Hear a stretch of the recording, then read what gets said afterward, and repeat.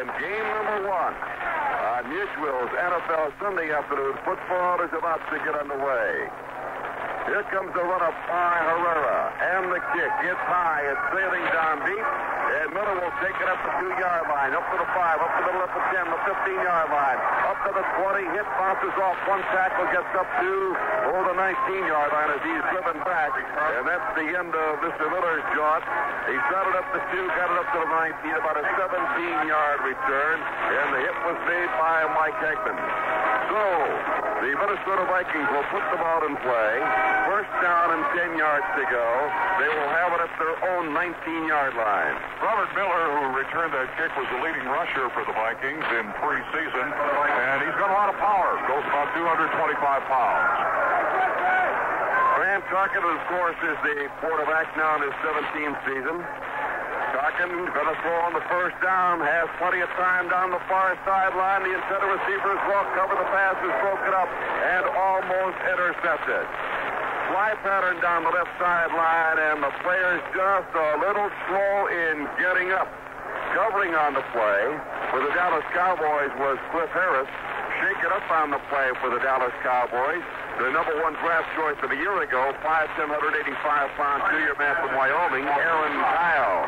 And the intended receiver is flat on his back and not moving right now. So we have two players hurt, one Dallas Cowboy, one Minnesota Viking.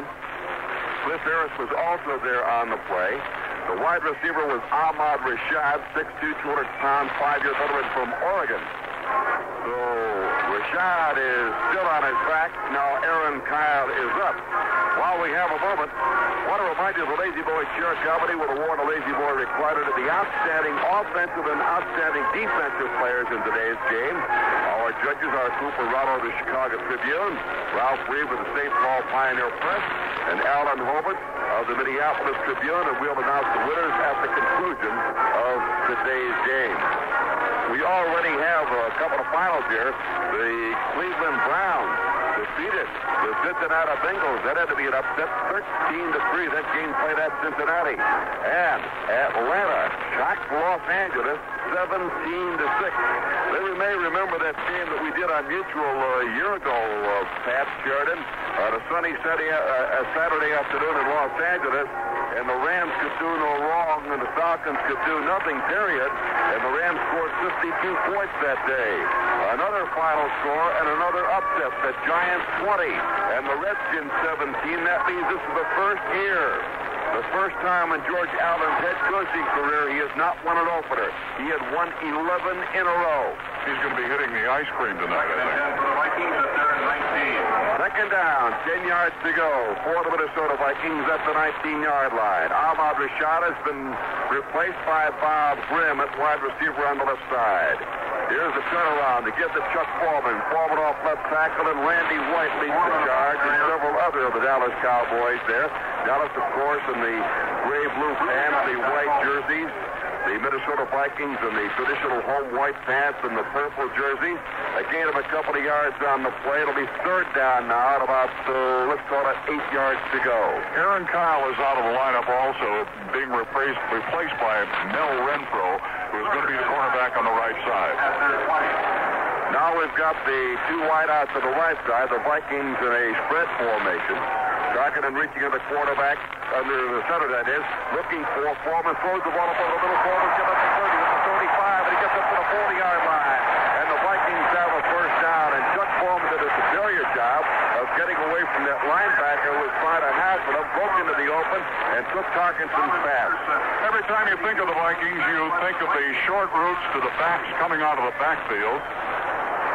And on that one, a beautiful pitch of 19 yards to Foreman gives the Vikings a first down. It's 0-0. We've just begun here at Bloomington, Minnesota from Metropolitan Stadium. And this is Pat Sheridan along with Tony Roberts. Aaron Kyle just got a chance to start for the Dallas Cowboys. Just recently, they were very unhappy with the way he played last year, and he finally learned the position, the cornerback position, and now just as soon as he does and he gets a chance to start in the NFL, what happens? He gets an injury. The ball is at the 40-yard line. Sammy Johnson has come into the ball game for the Minnesota Vikings. 6'1", 216 pounds. He's a 3-year man out of North Carolina. And coming out of the ball game is Chuck Foreman. So Foreman shake it up, being assisted off the field on the far side. Under his own power now. Probably just got the wind knocked out of him. Early in the ball game, no score. 13:45 left to play in the first period. And the purple shirted flanks are out of the huddle. Sammy White is the wide receiver. The young man out of Grambling now in his second year. Wide to the right. Bob Grimm is out to the left side. Talking in a long time. Gets the snap from Tingeloff. Gives the ball off to Marcello outside. At the 45, the 50, down to the 45. At the 40, the 35-yard line. Make that Sammy Johnson. And Johnson on a weak side play rambles all the way down to the Dallas Cowboy 35-yard line. Caught the Cowboys safety in on the right side.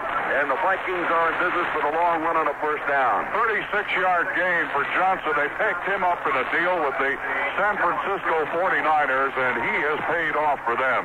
Terrific run by Johnson. Found a route to the outside. First and 10 for the Vikings. Throw the route by Sammy Johnson.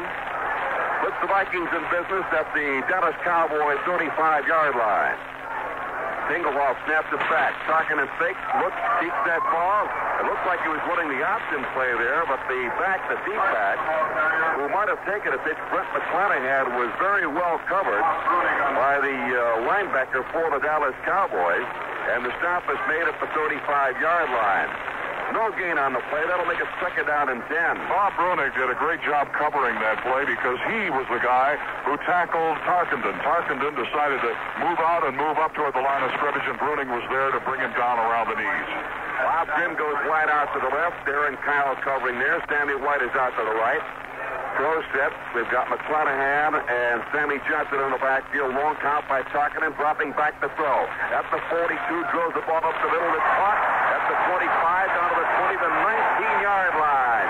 The catch made by the tight end, Stu Boyd, a 9-year veteran from Wisconsin. Stu Boyd, he used to be a running back at the University of Wisconsin, and eventually became to the Vikings and became a tight end. Every year they say that Stu Boyd is going to lose his job, that some guy hot out of college is going to take it away, and here he is again, catching more of Tarkenton's passes. So that'll put the ball at the 19-yard line. First down and 10. A long time ago, the Minnesota Vikings started this series back at their own 19-yard line. They have maintained possession. 11:35 left to play in the first period.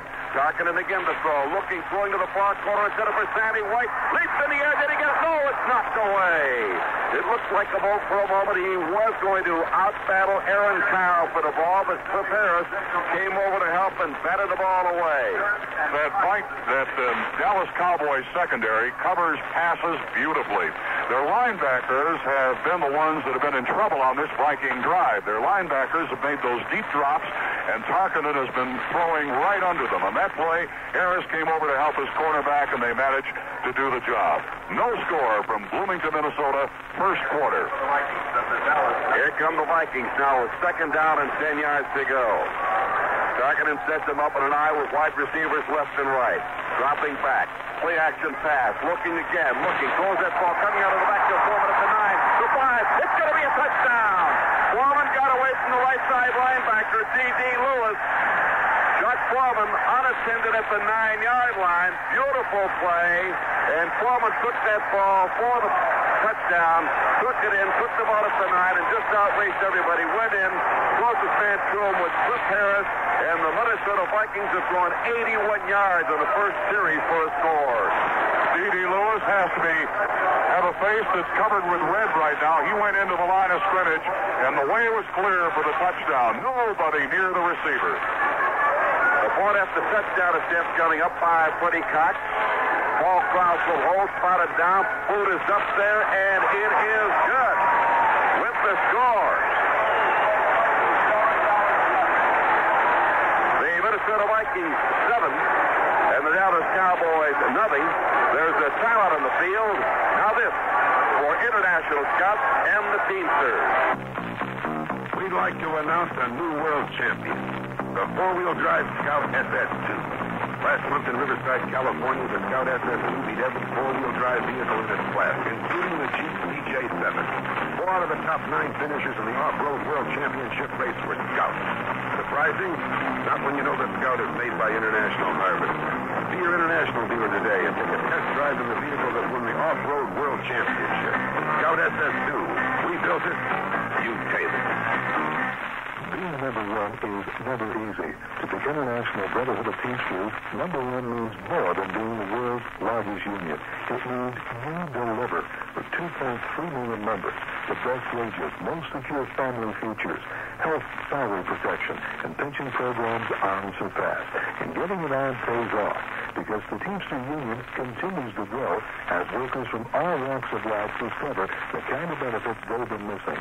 That's why Teamster membership is America's best buy. 7-0 in favor of the Vikings. 8 plays, 81 yards, and they had it for 3 minutes and 37 seconds. Butch Johnson is back to receive the kick. He averaged over 23 yards per return this summer. Freddie Cox approaches the football. The kick is high to the far side, taking it to 9, at the 10, the 15, the 20-yard line.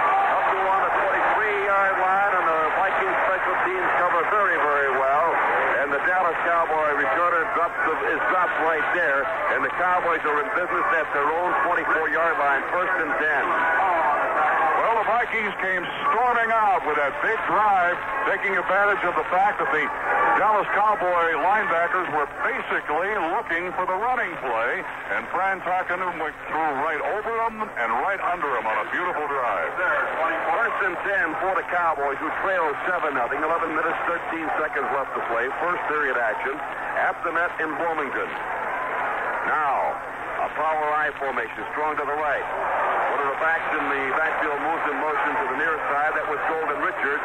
We're going to have an illegal procedure call against the Dallas Cowboys. And Tony Billy Joe Dupre, the tight end, also went over what is the imaginary line of scrimmage, and they might get him for encroachment.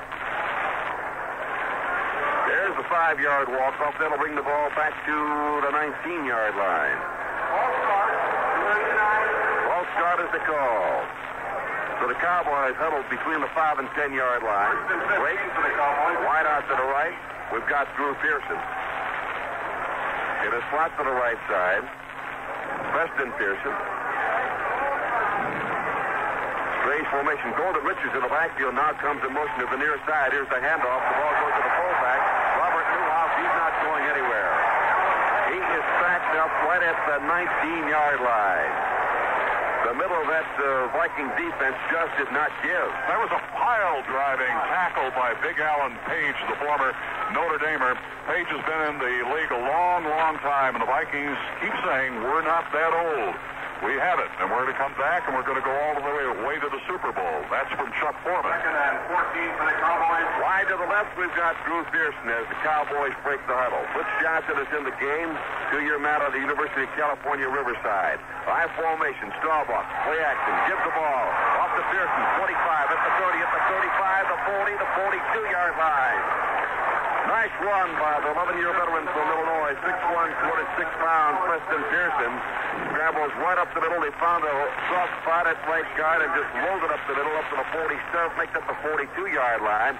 And the Cowboys have a first down. Have to credit Rafferty, the right guard, and John Fitzgerald, the center, for opening up that hole, and it was a huge one. The Viking linebackers had already gone to the line, and the way was clear to go in the defensive backfield.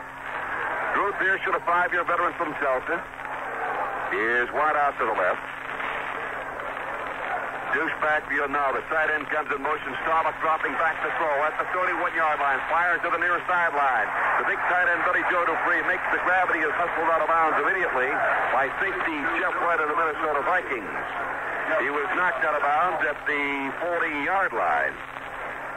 So the pass, though completed, loses a yard. It'll be 2nd down and 11. Billy Joe Dupre, the former Michigan Stater, had an up-and-down career with the Dallas Cowboys until a year ago when he got the solid number 1 spot and then became the all-time pass-receiving leader from the tight end position for the Cowboys. The Cowboys backfield, Preston Pearson, along with Robert Newhouse. Golden Richards will make that Butch Johnson in motion to the near side. Shovel pass, Newhouse, out right tackle at the 40, up to the 43-yard line before he is hustled down by middle linebacker Jeff Seaman of the Minnesota Vikings. Jeff Seaman read that play all the way. He's an all-league middle linebacker. He just kind of scooted along the line of scrimmage to his left, saw where the back was going to cut, where he was going to move around in, wrapped him up, and it was a very, very short gain. So it's going to be third down and 8 yards to go for the Dallas Cowboys. And into the Cowboy lineup right now is Jay Sally, the 6'3", 224-pound two-year man from South Carolina. Wide to the left, we have Drew Pearson. Out to the right, Golden Richards. Cowboys go into the shotgun the first time this afternoon. The snap back to Staubach. Roger drops back, looks, takes that ball, puts it under his arm at the 35, at the 40, at the 45, at the 50-yard line, and he is hit. And hit very, very hard. Spun around. Jeff Seaman got a piece of him. But he was hit and hit very, very hard. As coming up to make the hit was Bobby Bryant. Good shot by Bryant. So it's not enough for the first down. They're going to be short by about 2.5 yards. The Vikings have held. They've got a 7-0 lead, and this little guy Bryant hits like a ton of cement. Danny White played his college ball at Arizona State. Fine quarterback, saw a lot of action in the preseason because Staubach had a hamstring pull that was a nagging injury. Danny White back to punt, gets it up in the air to the far side. It'll be taken at the 15-yard line. It can be run back. At the 18-yard line, hit and spun around as the ball carrier, and he is drilled all the way back to the 10-yard line. Oh. A 35-yard punt by Danny White. So the Vikings have their backs against the wall now, and I'm sure the Dallas defensive team has made some adjustments. With a score, Minnesota 7, Dallas nothing. There's a timeout of the field, and now this for GMC Trucks. Now trucking is my inspiration, and it don't take much education to realize that GMC knows trucking. It's come to our attention that there's still some folks around who couldn't care less that the new GMCs are in. Well, if you're one of them, we propose this simple but sporting challenge. First, go down to your GMC dealers and sit in one of the new GMCs. A pickup, a rally van, a Suburban, or four-wheel drive Jimmy. It really doesn't matter. Next, put the family in one of them and go drive around a little. Then come back, climb out, and try to say these words. I don't want one. If you can do that, boy, are you strong. If you can't, welcome to the club. Nothing goes trucking like a GMC. Nothing goes trucking like a GMC. Nothing goes trucking like a GMC. Nothing goes trucking like a GMC. Nothing goes trucking. Along with Pat Sheridan. After that in Bloomington, Minnesota, on a warm, partly sunny afternoon, and the score is 7-0 Minnesota Vikings, who marched 81 yards the first time they got possession. Bob Grimm goes wide to the right. We've got Sammy White in the slot to the right side. Deuce Blackfield, the quarterback, tucking and back to throw. Dropping back, looking for the open man. Dumps the ball out on the far side. Foreman had it, could not hold on to it. He was being dogged by right side linebacker Tom Henderson on the play.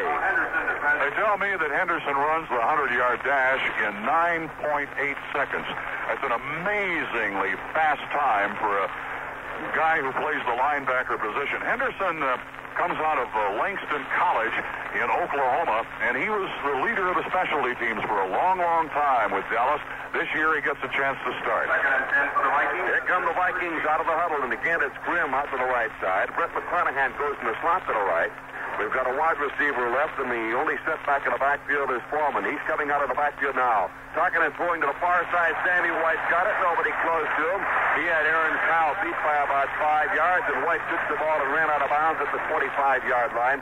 Knew exactly how far he had to go to get the first down and did by 2 yards. The key to that was the fact that White is a deep threat, and he drove Kyle back. Kyle gave him too much room. Incidentally, on that play, for once in this game, the Dallas Cowboys linebackers had the backs coming out of the Minnesota backfield well covered. We'll take a look at the front four for the Dallas Cowboys right after this play. Again, a deuce backfield with a slot to the right side. Tarkinen gets the snap from Tingelhoff, gives it to his left halfback Foreman.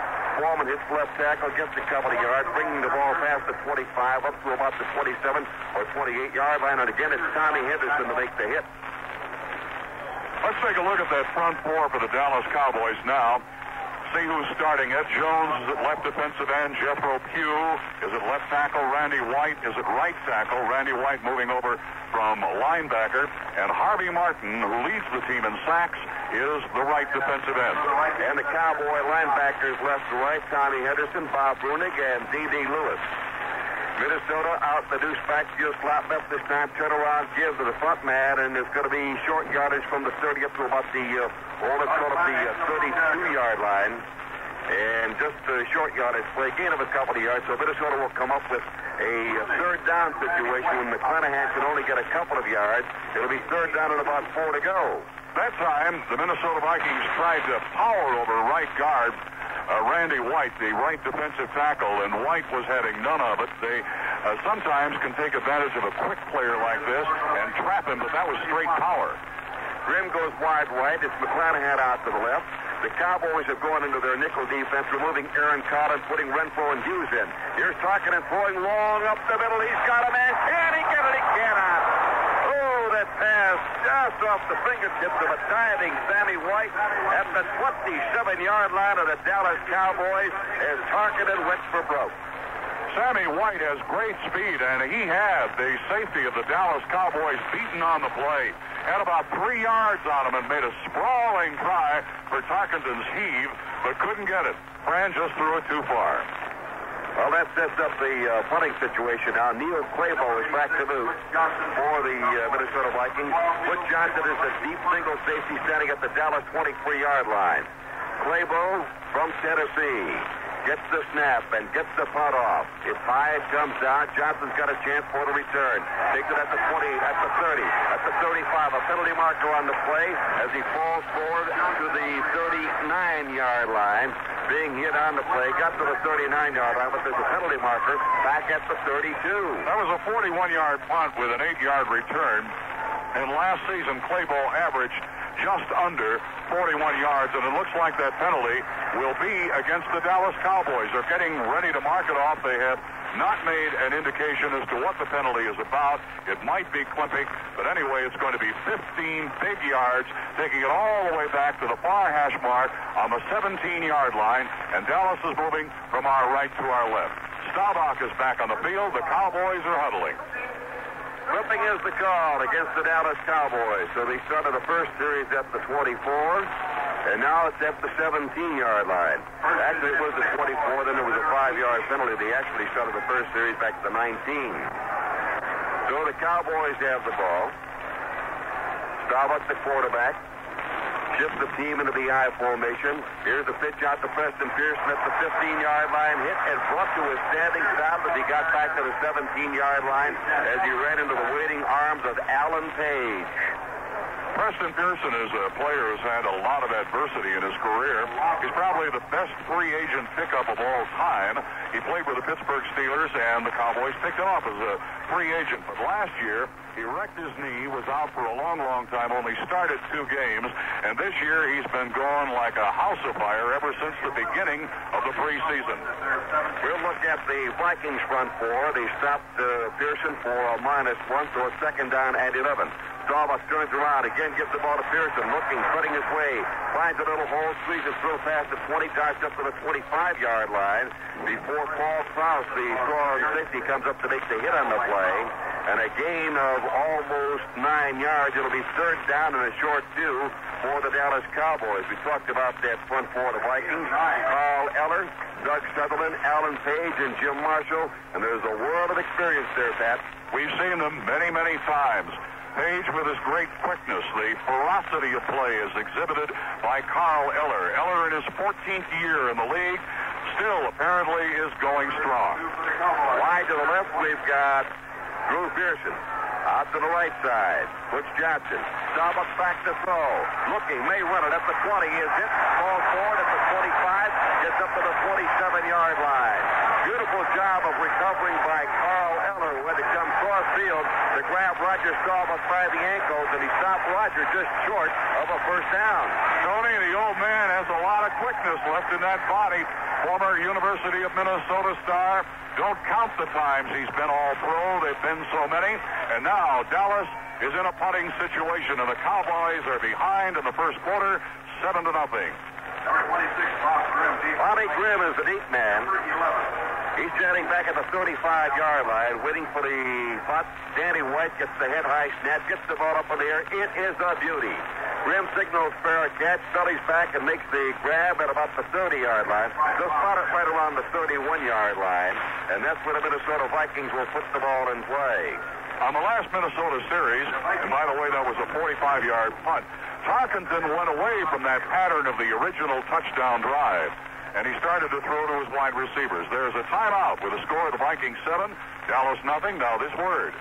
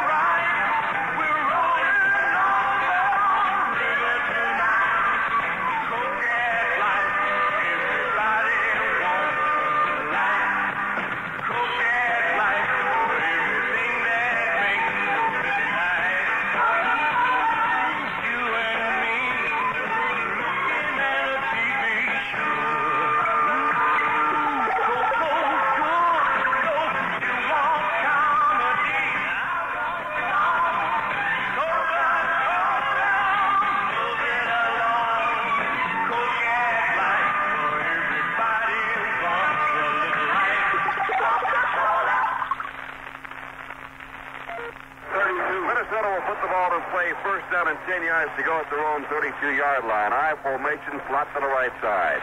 Tarkenton reaches under center, gives the ball to Chuck Foreman. Foreman trying to go outside, but slipping through from his right tackle position was Randy White to make the hit and drops him at the 30-yard line. And Foreman just a little slow getting up. After seeing Randy White come so quickly through the line and analyze that play so rapidly, you can see that he is just a natural in the middle of that line. He had been put at linebacker by the Cowboys, but now they realize that Randy White is just a super player at the tackle position. A gain of nothing. As a matter of fact, lost about 2 yards back to the 30-yard line where the ball is spotted. That'll make it second down and 12 yards to go. And again, it's slot right where the wide receiver left, and Tarkenton back to throw a penalty marker on the play to the far side. The pass is caught at the 40-yard line. It's grabbed out there by Sammy White. They'll put the ball down at the 42. He was hit immediately by Aaron Kyle. But again, a penalty marker just as the ball was snapped back to Fran Tarkenton. We pause briefly for station identification. This is Mutual, your news and sports radio network. This is WSON Henderson. It's 3:27.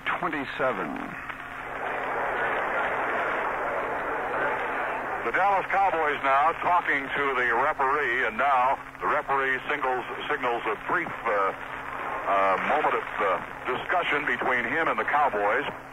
I think that they're going to right now go over to the sidelines and confer with Cliff Harris is over there. He's talking to the referee, and now they're bringing the chains out. And they're going to have a measurement to see if there will be a first down here. As we said before, the Cowboys are behind now, 7-0. Fran Tarkenton just ripped them apart on the first drive with short A and B patterns to the backs coming out of the backfield. And the Vikings are about 2 inches shy of a first down as they extend the chains on the far side of the field. Tarkenton goes over to confer with the officials now, and then he signals with his fingers to Bud Grant on the far side of the field exactly how far the distance is. The present situation is this. The Vikings have a third down, and let's make it about 2 inches to go, and we are in the first quarter. And so they're bringing the chains out to the center of the field, and they're going to spot the ball on the far hash mark. That Dallas defensive line, when you look at them, Tony, they just look like a bunch of big, tall trees. Too Tall Jones going 6'9", Harvey Martin at 6'5". As a matter of fact, Randy White, even though he is a big man, he looks like one of the little kids from the back of the yards or something. He is the smallest of the group. He is 6'4". Jethro Pugh goes 6'6". So now we've got third down and just 2 inches to go for a first down for the Minnesota Vikings. And they have inserted Dennis Woody, a 6'4", 241-pound rookie tackle out of Texas A&M, and another tight end, Steve Craig, into their lineup. So double tight end plus a tackle, and they've got just about 8 men on the line of scrimmage. Handoff goes to Foreman. Foreman goes outside, and he falls forward, spinning around as he is hit by Bob Brunig, but not until he gets the first down yardage. Cliff Harris came up from the safety spot to make the tackle on the play. So it'll be a first down here for the Minnesota Vikings. Got a carry by Foreman off the weak side. Ball is put in play at the 43-yard line. It was one of those plays where they might have broken it all away. The only man between Foreman and the goal line was Bruning, who analyzed the play and covered it perfectly. But Foreman could have gone all the way if the linebacker hadn't gotten over there so quickly. First down and 10 at the 44-yard line. Tarkenton takes the handoff to McClanahan, looking, throwing down the left sideline. It's going to be a race for the football. It's thrown too long. Pass was intended for Chuck Foreman, and Foreman was very, very ably covered that time by Tommy Henderson, who was able to run step for step with a fleet halfback who played his high school football in Frederick, Maryland. That halfback is just a real danger when you get him on the outside and put him on a linebacker, and it has to give most linebackers fits. But we mentioned earlier in the game that Henderson, although he is big, about 220 pounds, he still runs the 100-yard dash in 9.8. All right, the Vikings come out of the huddle. That'll make it second down and 10 yards to go. The incomplete pass stops the clock. 2:50 showing in the first quarter. Minnesota leading 7-0. Handoff goes to McClanahan, and McClanahan can go nowhere. He tried Randy White's right tackle spot, and he was just buried there. Randy White would not be moved out, and Big Harvey Martin, 6'5", 252 pounds of him, 5-year veteran from East Texas State, just would not be budged, and they stopped the play. When you're the lineman playing opposite the type of defensive tackle that Randy White is, you just have fits because he is so quick. He is going toward the ball carrier, before you can even start and make your move, and you're assigned block, and it gets very embarrassing playing a guy like that. The Vikings now with third down and 10. The Cowboys go into their nickel defense. Mel Renfro, the veteran, a 14-year veteran from Oregon, is in. Tarkenton with a deep drop, looking, throws the ball up over the middle. It is intercepted. Or was it? Tommy Henderson had it. Did he latch onto the football? I believe he did take it off, and they're going to put the ball in play for the Dallas Cowboys. Yes, it is an interception. The first one of the ball game, a poorly thrown pass by Tarkenton, and Dallas picked it off at the Dallas 46-yard line. Well, that was really an accident. Henderson went over to cover Foreman, and he gave Foreman a shot and bounced off Foreman. And as he was lying on the ground, the ball went right in his chest. With the score, the Vikings 7-0. There's a timeout on the field, and now this for the Fighting Irish. When football fans get together, sooner or later they talk about college football and the Fighting Irish of Notre Dame, one of the greatest teams in the history of the game. Now, for a limited time only, the Mutual Radio Network is offering an exclusive 2-record set entitled The Fighting Irish of Notre Dame. This special offer won't last long. You'll be able to relive those thrilling moments that were the golden years of the Fighting Irish. Bob Considine and Pat O'Brien guide you through these exciting moments. Notre Dame ball, third down and 15 to go on their own 16-yard line. Hanratty's behind the center. Hanratty is dropping back the pass. He's looking for all receivers. He's being rushed. Hanratty scrambles. He throws. It's a long, arching pass. It's complete. Jim Seymour has it. He's in the clear. He'll go all the way. Seymour throws for Notre Dame. To get your classic 2-record set, just then check a money order for $9.95 to Fighting Irish, Box 1980, Washington, D.C. That's $9.95 in check or money order, Box 1980, Washington, D.C. Been a lot of talk since the Super Bowl that the Vikings are over the hill, but so far in this first quarter, the Vikings have given a pretty solid answer with a 7-0 lead. First down and 10 at the 46-yard line. Staubach looking, throwing to the right side. The pass is caught and drilled out of bounds was Drew Pearson, but he made the grab. He got a little push out of bounds, and Pearson makes the catch, and it'll be close to a first down. Every time fans here at Metropolitan Stadium take a look at number 88, I would imagine that they want to forget Drew Pearson because of that magnificent catch he made on that 1975 playoff game heaved by Roger Staubach in one of the most sensational games anybody ever saw. We have not seen Tony Dorsett as yet. The backfield has consisted of Drew Pearson, and Robert Newhouse. They're in the I formation. Newhouse, the front man in the I, gets the handoff from Starbuck.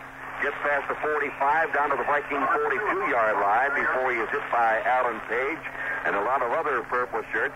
But it's going to be enough for Dallas first down.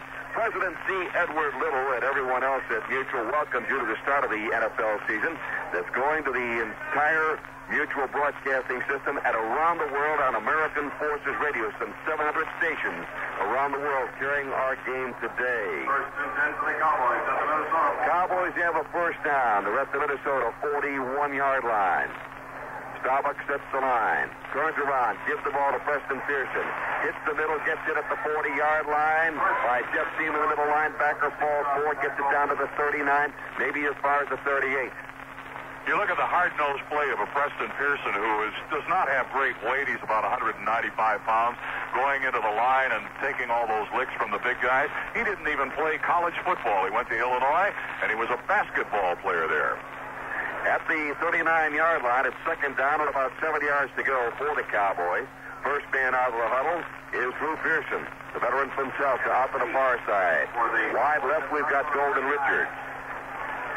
Deuce backfield. Strong to the left side. Here's Starbuck back to throw at the 50-yard line. Dumps the ball off on the flat. It is deflected away. It was supposed to have gone in the left flat to Robert Newhouse, but it was almost picked up, and we almost had our very first big key play of the game. And Jim Marshall was the player who did it. Jim Marshall, who longer than he would like to remember, is a graduate of Ohio State University, but he's been with the Vikings ever since the beginning at that defensive end spot. And what a player he is. 18 years ago, as a matter of fact, Pat. Cowboys huddle at the 50-yard line. We almost had a big key play for Pennzoil and Jim Marshall. He latches onto that football. He and Roger Starbuck to the goal line. That would have been something to see. Shotgun formation, third down. Starbuck back to throw, looking, throwing down the far sideline as Drew Pearson. If he can catch the ball, it is incomplete. Covering on the play for the Minnesota Vikings was Jeff Wright, the 5'11", 190-pound, 7-year veteran from the University of Minnesota. And Jeff Wright did the right thing. He blocked Pearson away from the ball. It was slightly underthrown, and Pearson couldn't get to it, but he was open. And Wright made a perfect move just at the exact time when he should, so Pearson couldn't get to the ball. Mr. Wright came very close to face guarding, as close as he's going to come all year long. You know it. Danny White, back to punt. Waiting for the snap. Gets it. Angles toward the far side. Kick is high, spiraling to the far side. The Vikings let it bounce, but it takes an angle bounce, and it goes out of bounds. Beautiful punt by Danny White. The Vikings gambled that it would kick and go into the end zone, but it angled out to the right and out of bounds. A 36-yard punt for White. So the Vikings will be set back into their own territory. Fran likes to gamble in some of these situations when he's back deep. Instead of sending the backs into the middle of the line to inch out the yardage, a lot of times Tarkenton will come up on first down and just let it go with everything he has in his arm and try to hit somebody like Foreman and White or White on a deep pattern. Let's see what he does here on first down. First and 10 at the 3-yard line. The Vikings in possession. They marched 81 yards the first time they got the football for the only score of the game. Here's Tarkenton. Throw set. Dropping back into the end zone. Looking to throw. Being harried. Throws the ball. It is incomplete. And they're going to throw the penalty marker. It's going to be a grounding call against Fran Tarkenton. The only two players near it were both linemen who were blocking, left guard and left tackle respectively, and Fran said, hey, I'm not going to get hit back here, and just dumped the ball off to the nearest purple shirt he could find. And he was going for the long pass on that play. He was sending Ahmad Rashad, who was back in the ball game, along the far sideline, but Aaron Kyle had him blanketed on the sideline and had his own body between Rashad and the ball, and Tarkenton, seeing this, decided, well, I better do something, so he flipped the ball up around the line of scrimmage. Well, the penalty will also be a loss of down. The grounding penalty will be a loss of down. That'll bring the ball half the distance to the goal line from the 3 down to the 1.5. And a lot of credit has to go to the left side linebacker, Tommy Henderson, who did a super job of keeping Chuck Foreman from breaking away. He held up Foreman at the line of scrimmage and just kept checking him there, and Foreman never did get out into the pass pattern. So that'll make it second down. About 11 and a half yards to go. The ball is at the 1.5-yard line. Tarkenton back to throw again. Has the time. Being rushed, throws the ball up over the middle. Boyd's got it at the 10-yard line. Plays to the 14, to the 15. And a Minnesota first down. Tarkenton wound up on the seat of his pants. There it is. A first down for the Minnesota Vikings. And with the score, the Minnesota Vikings 7. And the Dallas Cowboys, nothing. That's the end of the first quarter. And now this for Pennzoil.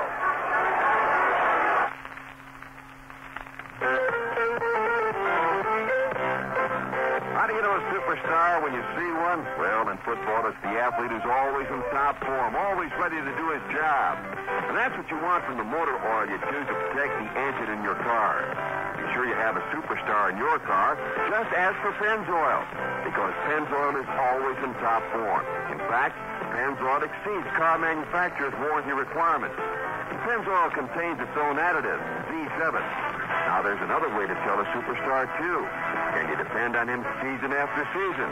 Well, by that standard, Pennzoil is an all-star superstar. You see, America's been asking for Pennzoil ever since America learned to drive. That's quite a record of success. That's quite a reason for you to ask for the oil in the bright yellow can. So put a superstar in your car. Ask for Pennzoil.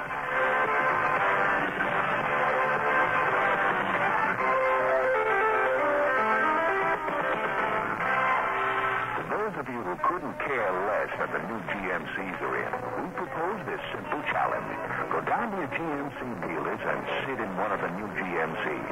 A pickup, a rally van, a Suburban, or a four-wheel drive Jimmy. Doesn't matter. Next, put the family in one of them and go drive around a little. Then come back and try to say, I don't want one. If you can do that, boy, are you strong. If you can't, welcome to the club.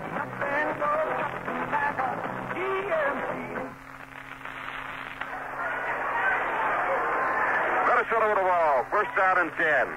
Here's the handoff, and barreling straight ahead for good yardage up past the 20 to about the 23-yard line was Chuck Foreman, their fine bread and butter back.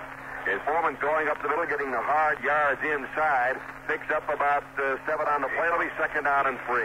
The hole opened up by Mick Tingelhoff, the veteran center, and Charles Goodrum, the right guard. And they opened up a big hole, too. Foreman can go very fast after he gets the ball. Quickness.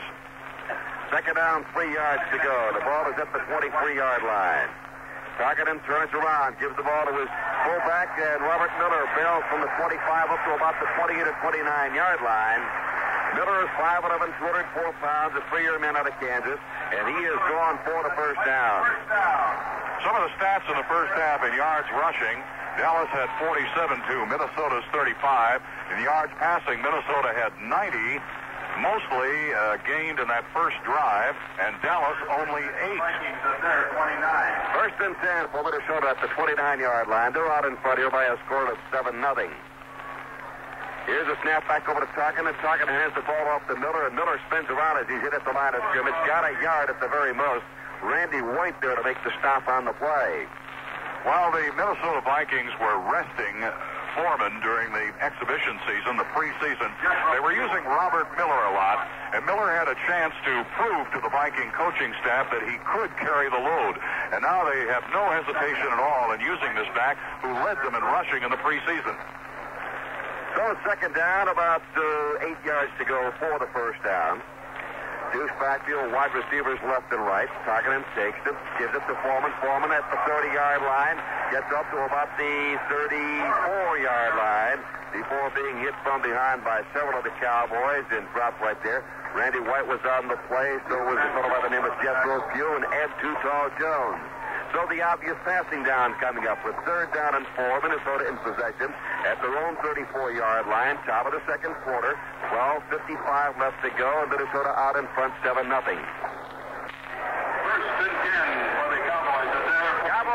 ball in play. First down and 10 at their own 41-yard line. Preston Pearson, deep man in the backfield. Now Robert Newhousen is set along with Pearson. Turn around. Staubach fakes to Pearson, looking to throw, being pressured, throws the ball wide open. Richard at the 50. Golden Richards eludes the linebacker, falls forward at the 45-yard line.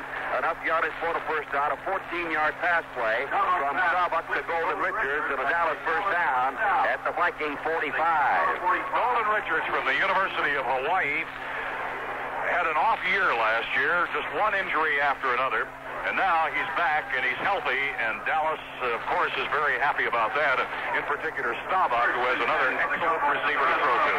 Drew Pearson goes wide to the right. Now the shift in the backfield as Newhouse spreads out. Here's a handoff, and the ball goes to Preston Pearson. And he got tangled up when he ran into Herb Scott, the pulling guard, who was dropped to the backfield for a loss by Carl Eller. I don't think Scott is going to like that play when he reviews the films with the coaching staff, probably on Monday morning or Monday afternoon. He just did not get out quick enough, and the back, who really did not see him running, ran right into him. 2-yard loss on the play. That'll make it second down and 12. The ball is at the Viking 47-yard line. Cowboys in possession, trailing 7-0. Again, it's Drew Pearson wide to the right. Now they shift into the I formation. Staubach gets the snap. Hands the ball to Robert Newhouse, a penalty marker on the play. And Newhouse tried to cut back in to avoid the tackle by Doug Sheridan of the Minnesota Vikings. Lost his footing, fell forward at about the 46-yard line of Minnesota. That was a misdirection play, and it was plugged up very well by the Minnesota Vikings. They saw it coming all the way. I mentioned the initial touchdown drive a moment or two ago. It was 81 yards, done mostly on passes by Fran Tarkenton. And since then, neither team has gained dominance over the other. And this is going to be a step off of the holding call, and it's going to be a 10-yard penalty going back to the 43-yard line. So the Cowboys will have it at their own 43. The deep men now for the Minnesota Vikings: Nate Wright, Jeff Wright, Paul Krause, and Bobby Bryant. That's the deep secondary. Cowboys huddle between the 30 and the 35-yard line.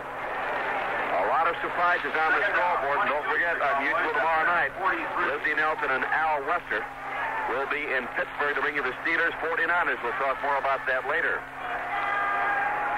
Here's Staubach setting Newhouse in motion to the far side. Shotgun, and moving across the line of scrimmage was big Alan Page. Just as the ball was snapped, and who's the rep going to be against? It's going to be against the Cowboys. Dallas having little difficulty with their timing today. And Alan Page saw somebody move and started across the line of scrimmage, and another 5-yard walk-off against Dallas. On a situation like that, you would want to be anybody else on the field but John Fitzgerald, the center of Dallas, who has a responsibility of passing the ball back. In other words, he just can't see who is in front of him. And when you have a guy playing nose guard on you like Alan Page, with his quickness and strength, you just have to have second thoughts about everything. The place to be in a situation like that is at any other position on the field. Second down, 27. Dallas has been penalized 4 times so far in the first half, a total of 35 yards. Again, they're in the shotgun. Staubach waiting for the snap. Sends Robert Newhouse in motion to the far side.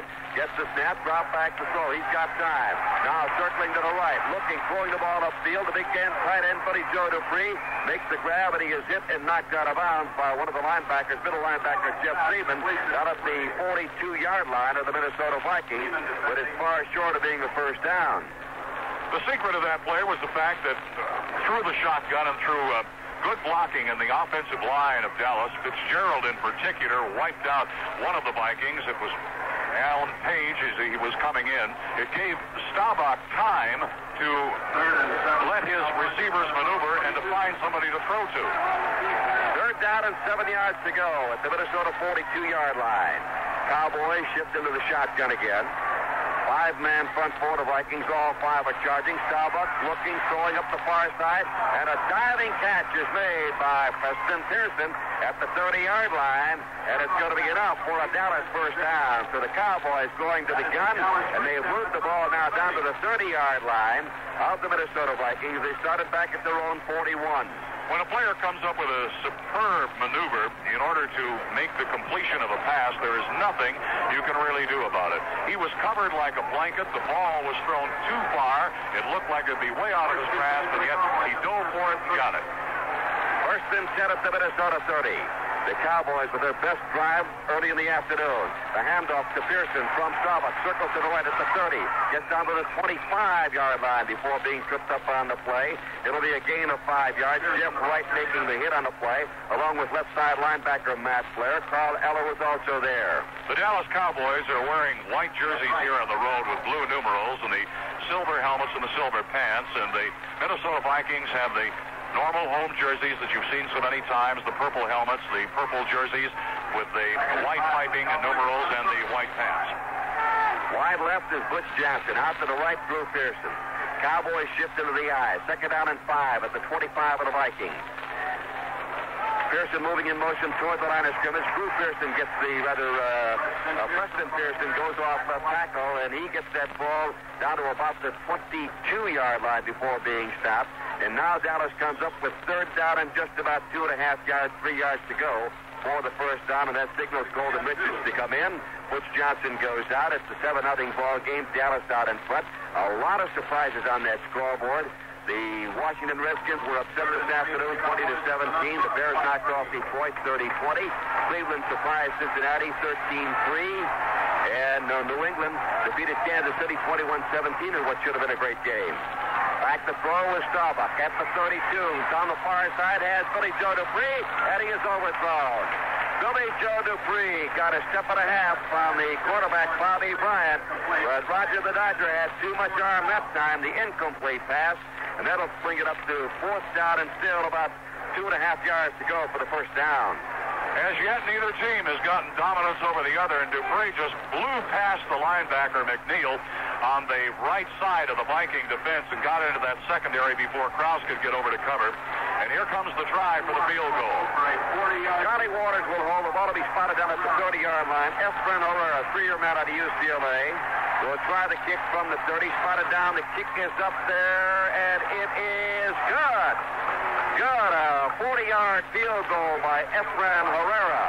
Well, and the score is now the Minnesota Vikings 7 and the Dallas Cowboys 3. Here's a word from GMC Trucks before the Dallas kickoff. Now trucking is my inspiration, and it don't take much education to realize that GMC knows trucking. It's come to our attention that there's still some folks around who couldn't care less that the new GMCs are in. Well, if you're one of them, we propose this simple but sporting challenge. First, go down to your GMC dealers and sit in one of the new GMCs. A pickup, a rally van, a Suburban, or four-wheel drive Jimny. It really doesn't matter. Next, put the family in one of them and go drive around a little. Then come back, climb out, and try to say these words. I don't want one. If you can do that, boy, are you strong. If you can't, welcome to the club. Nothing goes like a GMC. Nothing goes something like a GMC. Nothing goes something like a GMC. Nothing goes something like a GMC. Nothing goes something.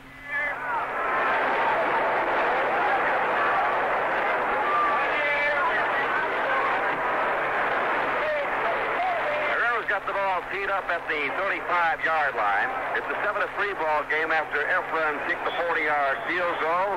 The deep man is McClanahan back at the goal line for the Vikings. On the far side, Sammy White.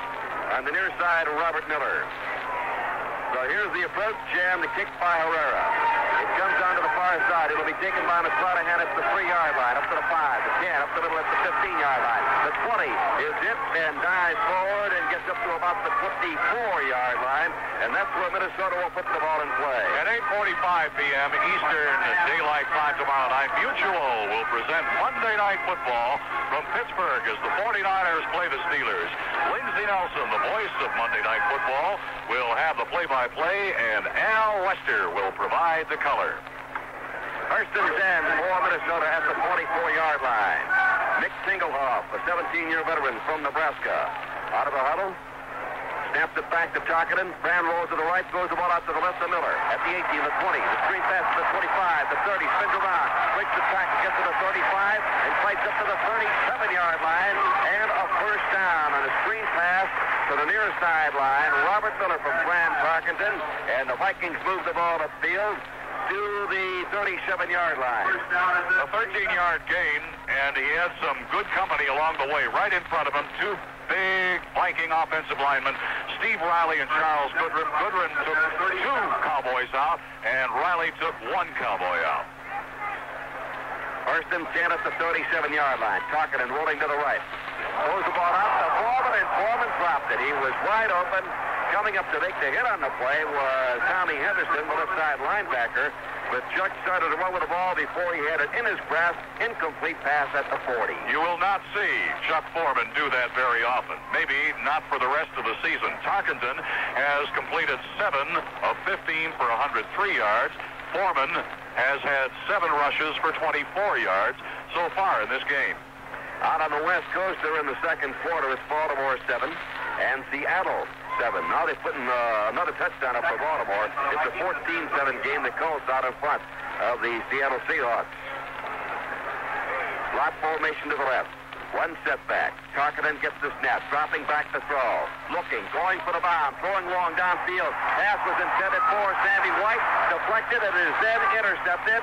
And the Dallas Cowboys have the football at the 24-yard line. Cliff Harris picked it off for the Cowboys. Cliff Harris, noted for his hitting in the Dallas defense, was on the spot as there was a tussle for the ball. It went up like a little pop fly, and Harris zoomed under it, got it on the 23-yard line. 7-3. There's a timeout with a score of 7-3. Now, this word.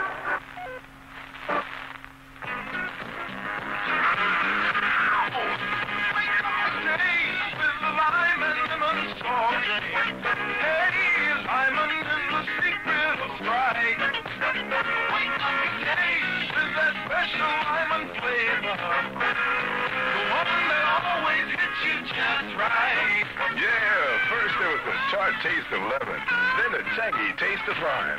Now Sprite gives you the tingle taste of lemon.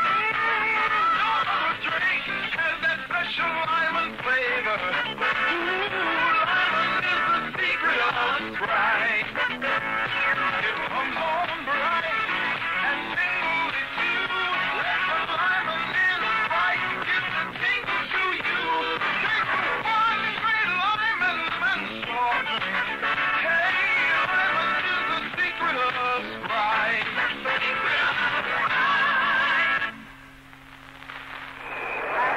And while we have a moment, let's pause briefly for station identification. This is Mutual, your News and Sports Radio Network. National Football League action right here on WSON Henderson. It is 3:58. Cowboys have the ball first and 10 at their own 23. We're getting our first look this afternoon at Tony Dorsett, who gets the kill and hits left tackle and runs into the waiting arms of Jim Marshall for one, and also a right side linebacker, Freddie McNeil. So Tony Dorsett, who is listed, if you believe the Dallas depth chart, as the number three tailback behind Preston Pearson and Doug Dennison. Dorsett's first carry nets the 2 yards. An incredible 6,000 yards in his collegiate career. The Cowboys at their 25. Butch Johnson comes wide to the right. Drew Pearson is out to the left. Here's Starbuck on the handoff. Scott Laidlaw's in the backfield, and he carries just the ball to the 27, 28-yard line and no more. And again, Freddie McNeil, the linebacker, there to help on the hit, along with middle linebacker Jeff Seaman. A look at some of the scores around the NFL. Gain of 2. Green Bay leads New Orleans 24-20 in the third quarter. Philadelphia defeated Tampa 13-3. Atlanta upset Los Angeles 17-6. Third and 6 for the Cowboys at their 27. Dorsett has come out of the backfield. Preston Pearson is in the backfield. Now the Cowboys go into the shotgun formation with 3rd down and 7 yards to go. The snap back to Starbuck. Roger looking to the right side, and they run it. Gets away from Carlisle at the 30 to 35. Falls down at the 37-yard line. He's got the first down. Coming up very quickly to make the hit on the play was linebacker Matt Flair. But Starbuck no way was going to run into Matt Flair. Hit the turf, and it's the first down for the Dallas Cowboys. And Minnesota's had difficulty keeping Roger the Dodger from doing his thing, scrambling. He loves to scramble, and this is one of the things that has made him so famous as a football player. Great sense, quick feet, seems to know where to go. The big thing is protecting himself, and he did that on the last play. Johnson wide right, Pearson out to the left. Laidlaw in the backfield along with Tony Dorsett. Staubach, the quarterback, waiting for the snap. Gets it. Takes the handoff to Dorsett. Throws to the far side. Laidlaw's out there at the 40-yard line. And the ex-Stanford star gets it up to the 45, 46-yard line before being dumped by Bobby Bryant on the play, and Freddie McNeil was also there. In particular, Staubach now is starting to work on McNeil, the linebacker on the right side of the Minnesota defense. This is where he is zeroing in with many of his passes. They must feel that somehow they're going to be able to beat McNeil on various plays. Doug Sutherland gets a breather, and coming into the game now is James White, 6'4", 263 pounds, junior man from Oklahoma State. He'll be at tackle. We've got second down. About a yard to go. Dorsett, the deep man in the eye. Laidlaw is the fullback. Drew Pearson motion. Handoff to Tony Dorsett, and they were ready and waiting for him. I don't believe he got the first down. Slicing in from the left side to make the hit initially was Jim Marshall. So on two efforts, Tony Dorsett has drawn a crowd as the Vikings have swarmed around him on both the plays that he has received the ball on. Some more scores from around the NFL. The Bears defeated the Detroit Lions 30-20, and Washington lost its opener to the New York Giants 20-17. That's kind of an upset. Stunning one. First time ever open season loss for Redskins coach George Allen after 11 tries. Here's the handoff to Dorsett from Staubach. Trying to shoot to the right side. Is hit and fell down at the 45-yard line. This time they had third and short, about 2 yards to go. And I'll tell you, the Viking defense obviously keying on Dorsett. Jeff Seaman was there to make the stop along with Nate Wright. They did a beautiful job. You can talk about matchups in the line, but you can, when these two teams play defense, you can look at those middle linebackers. We're seeing the best right here. We're seeing the best right here in Brunig, who has just won the middle linebacking job for Dallas. He's played flawlessly today. And the middle linebacker of the Vikings, Jeff Seaman, who made a great play when stopping Dorsett. So it's fourth down and 2. That means that Danny White's got the front, gets the snap, and gets the ball off from the 35-yard line. It is high. Bearcat signal for by Bob Grimm at the 20-yard line, and that's where the Minnesota Vikings will put the ball in play. Vikings will put a ball in play. First down and 10 yards to go at their own 20-yard line. We have 3 minutes and 11 seconds left to play in the first half, and the score is 7-3. Minnesota is out in front, going 81 yards the first time they got their hands on the ball. The Dallas score came on a 40-yard field goal by Efren Herrera. And the Vikings break the huddle. Danny White comes wide to the left. Out to the right side, we've got Bob Grimm. Deuce backfield of McClanahan and Foreman. Quarterback turns around, gives the ball to McClanahan. Nope, it was Robert Miller is in there, number 35. And Miller goes nowhere. He ran right into the waiting arms of Dallas's Jethro Pugh, and the 6'6", 250-pound, 13-year veteran from Elizabeth City State wrapped him up. Yeah, we were talking, Tony, about the veteran linemen on the Minnesota Vikings across their front four. Jethro Pugh can go right in that category, too. And he knew exactly where that last play was going. This time it's Sammy White wide to the right and Bob Grimm out to the left. Foreman is to make that Miller in the slot. Here's Tarkenton throwing the pass over this to Voigt. He's had success with his big tight end. And Voigt with a Dallas Cowboy tagging along, hanging on, still managed to fight forward to his 31-yard line. And it looks like it's going to be enough yardage for the first down. Charlie Waters made the initial hit, but Voigt would not go down, and he fought his way to a first down at the 31. He dragged Charlie Waters along with him after he took the ball from Tarkenton. This is the second time that it's taken about 3 tacklers to bring him down. First and 10 for the Vikings. We're coming up to the 2-minute warning in 5 seconds. Let's see if they get this play off. Tarkenton long count, turns around, flips that ball to Foreman. Again, that play does not work. He tried to flip that ball to Chuck Foreman, and I believe the Dallas Cowboys have recovered the ball somewhere around the 27-yard line, and that's what it is. A big crowd up there. They are still unscrambling. And let's see who comes up with a football. It is Dallas possession. Don't know who recovered it. The official came out with a ball. Last man to get up from the bottom of the pile was Ed Too Tall Jones. So a fumble could be a big key play in this game. At the 29-yard line of Minnesota, The Cowboys take it over at the 29, and they are in business with Pearson wide left and Golden Richards out to the right. 2:01 left to play. They'll get this play off before the 2-minute warning. Starbuck back to throw. Being rushed, hit, got away. Now, coming back with a great second effort. The pass is thrown anyway. A great second effort by Allen Page. The pass was dumped off to the right side to Scott Laidlaw. Pass was ruled incomplete when he coughed it up. And the Vikings fans here are not happy about that, but there's no doubt about it.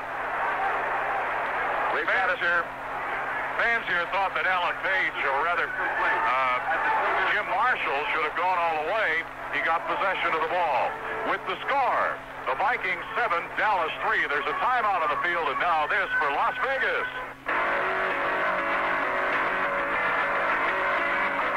You know the best fun bargain in the country? You're right, it's Las Vegas. You can pack up at most any time of the year and find accommodations in the more than 38,000 first-class hotel and motel rooms. There are 12 championship golf courses and over 100 conveniently located tennis courts. If the world's greatest entertainers interest you, you'll always be lucky in Las Vegas. Sheridan McLean is currently appearing in Caesar's Palace. The King, Frank Sinatra, starts there on September 22nd. Juliet Strauss and Foster Brooks are appearing at the Frontier through October 5th. John Davidson can be seen at the Las Vegas Hilton through September 22nd. And Rich Little plus Ben Vereen are on stage now at the Riviera. Come to the show capital of the world, Las Vegas, where there's a lot more to choose from. With plenty of daily flights from all major cities, why miss out on the Las Vegas fun bargain? Call or visit your travel agent.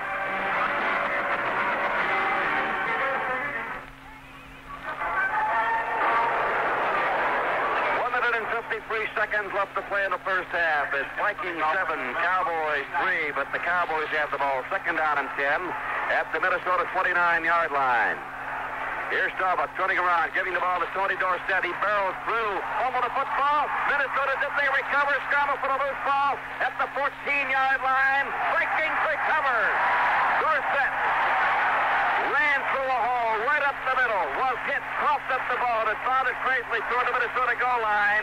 And it looks like the Vikings would recover. There was a big pile up, and the Vikings get the ball at their 15. There, you might call it a key play. Jeff Seaman with a tackle loosened the ball from Tony Dorsett's possession on a play that actually should have been stopped at the line of scrimmage. There was no hole, but Dorsett seemed to find a little crease and scooted for yardage. Then the fatal tackle by Seaman. Jeff White was the man who got the fumble for the Minnesota Vikings. Here's the handoff. They're going to run that ball up the middle with about a minute and 40 seconds left to play on the first down at the 15-yard line.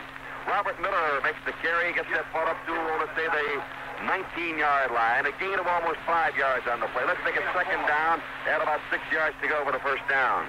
That last fumble was a very, very costly turnover for the Dallas Cowboys because they got possession of the ball in scoring territory. You expect to put points on the board. They were unable to do so.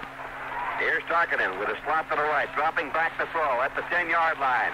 Eludes the tackler, throws the ball upfield. The ball is caught by Foreman, and Foreman is hit at the 28-yard line, driven back to the 26-yard line. Aaron Kyle made the stop, but Chuck Foreman has enough for the first down. They'll spot it at the 28. Aaron Kyle, the number 1 draft choice out of Wyoming, spent much of last season on the bench, and while on the bench, it's obvious he learned his lessons. He's been absolute perfection for Dallas this afternoon. The score is the Vikings 7 and Dallas 3. We're in the second quarter. 1 minute, 5 seconds before the half. More after this special 60-second message from Mutual. We'd like to announce a new world champion, the four-wheel drive Scout SS2. Last month in Riverside, California, the Scout SS2 beat every four-wheel drive vehicle in its class, including the Jeep's DJ7. 4 out of the top 9 finishers in the off-road world championship race were Scouts. Surprising? Not when you know that Scout is made by International Harvest. See your International dealer today and take a test drive in the vehicle that won the off-road world championship. Scout SS2. We built it. You take it. Being number 1 is never easy. To the International Brotherhood of Teamsters, number 1 means more than being the world's largest union. It means you deliver for 2.3 million members, the best wages, most secure family features, health, salary protection, and pension programs on surpassed. And getting it on pays off. because the Teamster Union continues to grow as workers from all walks of life discover the kind of benefits they've been missing. That's why Teamster membership is America's best buy. Back to the action. Tarkinen under center, waiting for the snap. Gets it. Gives the ball to Robert Miller. Miller tries right tackle. Squirms through a hole. Gets past the 30 up to about the 33-yard line. Clock running out. 55 seconds left to play. Miller gains about 5 yards on the play. And now we've got second down and about 5 yards to go for the first down, but the clock continues to run. Now showing 45 seconds. And the Vikings, at least for the moment, have chosen to keep the ball on the ground and to keep possession and keep Dallas away from that goal line in the last few seconds. Tarkinen has been intercepted twice this afternoon by linebacker Tommy Henderson and by Cliff Harris. So with under 30 seconds, Tarkinen dropped back to throw at the 25-yard line to the near sideline. A pass was intended for Robert Miller. Overthrown and out of bounds. Covering nicely on the play was Aaron Kyle. That was one of those low-risk plays. Kyle had Miller covered very well. Tarkinen saw it, and he just threw the ball out of bounds rather than risk an interception, and that is smart football. 23 seconds to go now in the second quarter before halftime. Green Bay and New Orleans. Green Bay 24, New Orleans 20, so maybe the Pac's back after all. We'll have to wait and see. At least Bart Starr has one Sunday to be happy. And the Bears won their game handily over Detroit, 30-20. 3rd and 5. So things are shaping up in the NFC West, rather the Central Division, the black and blue division. Wide receivers left and right. Handoff. They're going to run the clock out. The ball going to Miller, and Miller runs right into the big guy, Harvey Martin, and is in at the 35-yard line. That'll make it 4th down and still 3 yards to go. 4th down and 3 yards to go. Well, the Dallas Cowboys have called a timeout here, so we'll have more after this special 60-second message. So you've finally gotten that van you've been dreaming of for so long. Now you want to fix it up and make it really special? Pyramid Vans, 711 2nd Street in Henderson has everything you're going to need. Portholes, drink trays, custom seats, roof vents, everything. That's Pyramid Vans, 711 2nd Street, headquarters for all your van needs. Make sure your van is really different, really special. Have a look at Pyramid Vans. Grafton's Office Supplies and Equipment, 117 North Main in downtown Henderson, with a complete line of school and office supplies. It's fun to shop in Grafton's. Just browse around. Take a look at all the items on their shelves, from typewriters to executive writing pens by Hallmark, Schaefer, and Cross, or a Stebco attaché case for all those important papers you carry with you. Grafton's Office Supply and Equipment, 117 North Main in downtown Henderson. If you need anything for correspondence, school, or the office, it's probably at Grafton's. Vikings. The Cowboys took a timeout, but it didn't last more than 25, 30 seconds at the very most. And the walk-off, of course, ensues from the line of scrimmage, 5 yards upfield, a roughing the kicker call, and that's going to put the ball at the Minnesota 40-yard line. And we'll have the Minnesota team with a chance to get some points on the board if they elect to do so. 11 seconds showing on the clock now. Having been intercepted twice in the first half, what does Tarkinen and Coach Bud Grant decide? What do they decide? Do they put the ball there for the air, go for the long bomb, or do they just run out the clock and be satisfied to go in at the half, leading 7-3? We'll wait and see. Here they come out of the huddle now. Bob Grimm comes out to the left. We've got Stu Voigt, the tight end, on the right side, wide to the right on the flanker. We've got Sammy White, Deuce backfield, and the turnaround to give to Robert Miller. Miller trying to find a hole, squeezes through, gets it at the line of scrimmage, falls forward, and gets that ball up to, let's say, about the 44-yard line. And that's the end of the first half. With the score, the Minnesota Vikings 7 and the Dallas Cowboys 3. Now this for the Fighting Irish. Allison, glad to see you down there. We'll be seeing you. The hospitality is always great in Dallas. In just a moment, we'll have the kickoff for the second half. But first, this word from Hilton Hotels.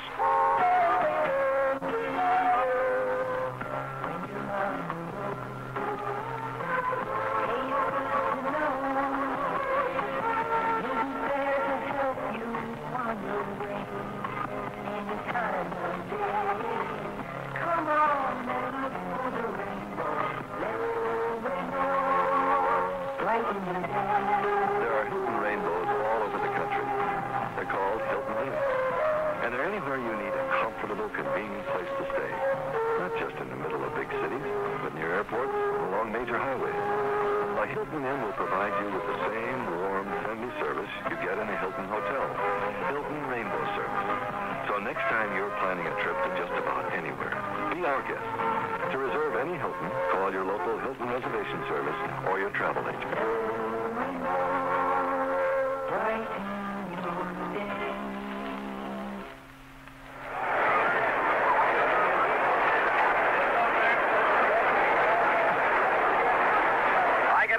Tony Roberts along with Pat Sheridan at the Met in Bloomington, Minnesota. Sunny skies now, score 7-3.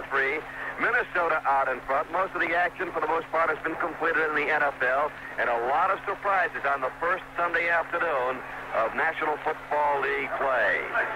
So, we have the Dallas Cowboys about to receive. They'll be moving right-left. Freddie Cox will kick off, and the third quarter about to get underway. Here's the kick. It's coming down deep. It'll be taken. It is dropped, and then it is picked up by Butch Johnson at the 5, the 10, the 15-yard line. Gets up to the 20 and is wrapped up at the 21-yard line. So Butch Johnson returns the ball to the 21-yard line, and the Cowboys are in business 1st and 10 at their own 21. With the drop of the ball, Dallas was lucky they got that ball out that far. Minnesota didn't pursue too much on that particular play. They hung back on about the 20-yard line on the left side, and thus Johnson was able to get a little bit of yardage after that return play by the Dallas Cowboys was destroyed by the fumble. And there's a penalty taking it back to the 10-yard line, and we'll get the indication from the official as to what it is. It's holding against the Dallas Cowboys, so the Cowboys start with their backs to the wall at the 10-yard line, trailing 7-3 at the hands of the Minnesota Vikings. So the Cowboys break the huddle. They've got Drew Pearson going out to the right side. In the backfield now, Preston Pearson and Robert Newhouse.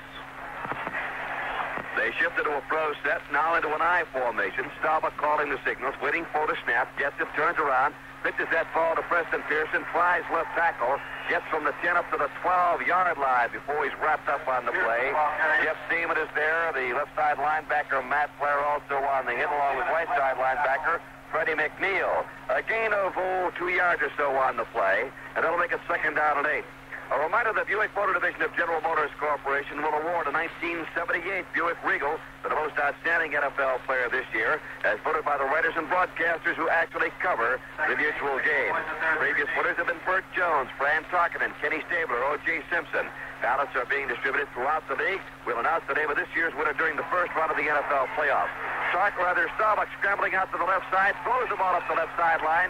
Newhouse caught it, but it was out of bounds. He had gotten behind Freddie McNeil, the right side linebacker.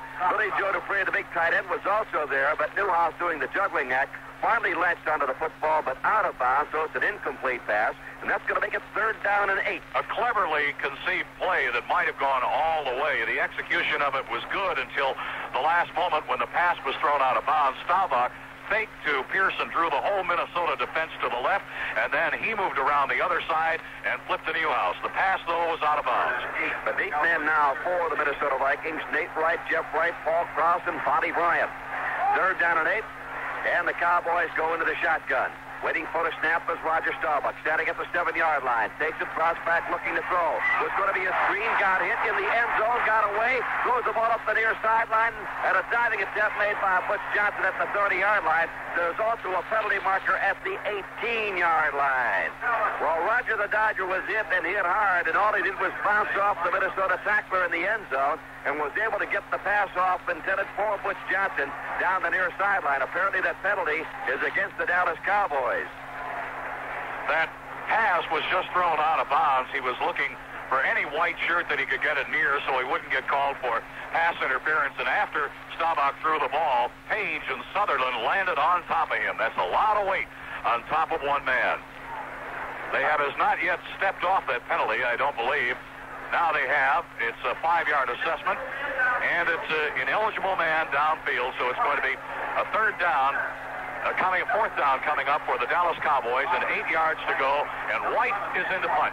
And that's always the risk, of course, when you have a fellow like a Staubach or a Tarkenton who likes to scramble. Sometimes those linemen will go downfield, and that's what happened in that case. Danny White gets the ball up in the air. Spiral coming down near side. Fair catch. Signal for it. Drop. Loose ball. Who's going to get it? Grab a for it. I believe the Vikings recovered, and luckily at the 45, and that could have been a Pennzoil-key play. Yes, it could have, because there were Dallas Cowboys all over the area. A 34-yard punt.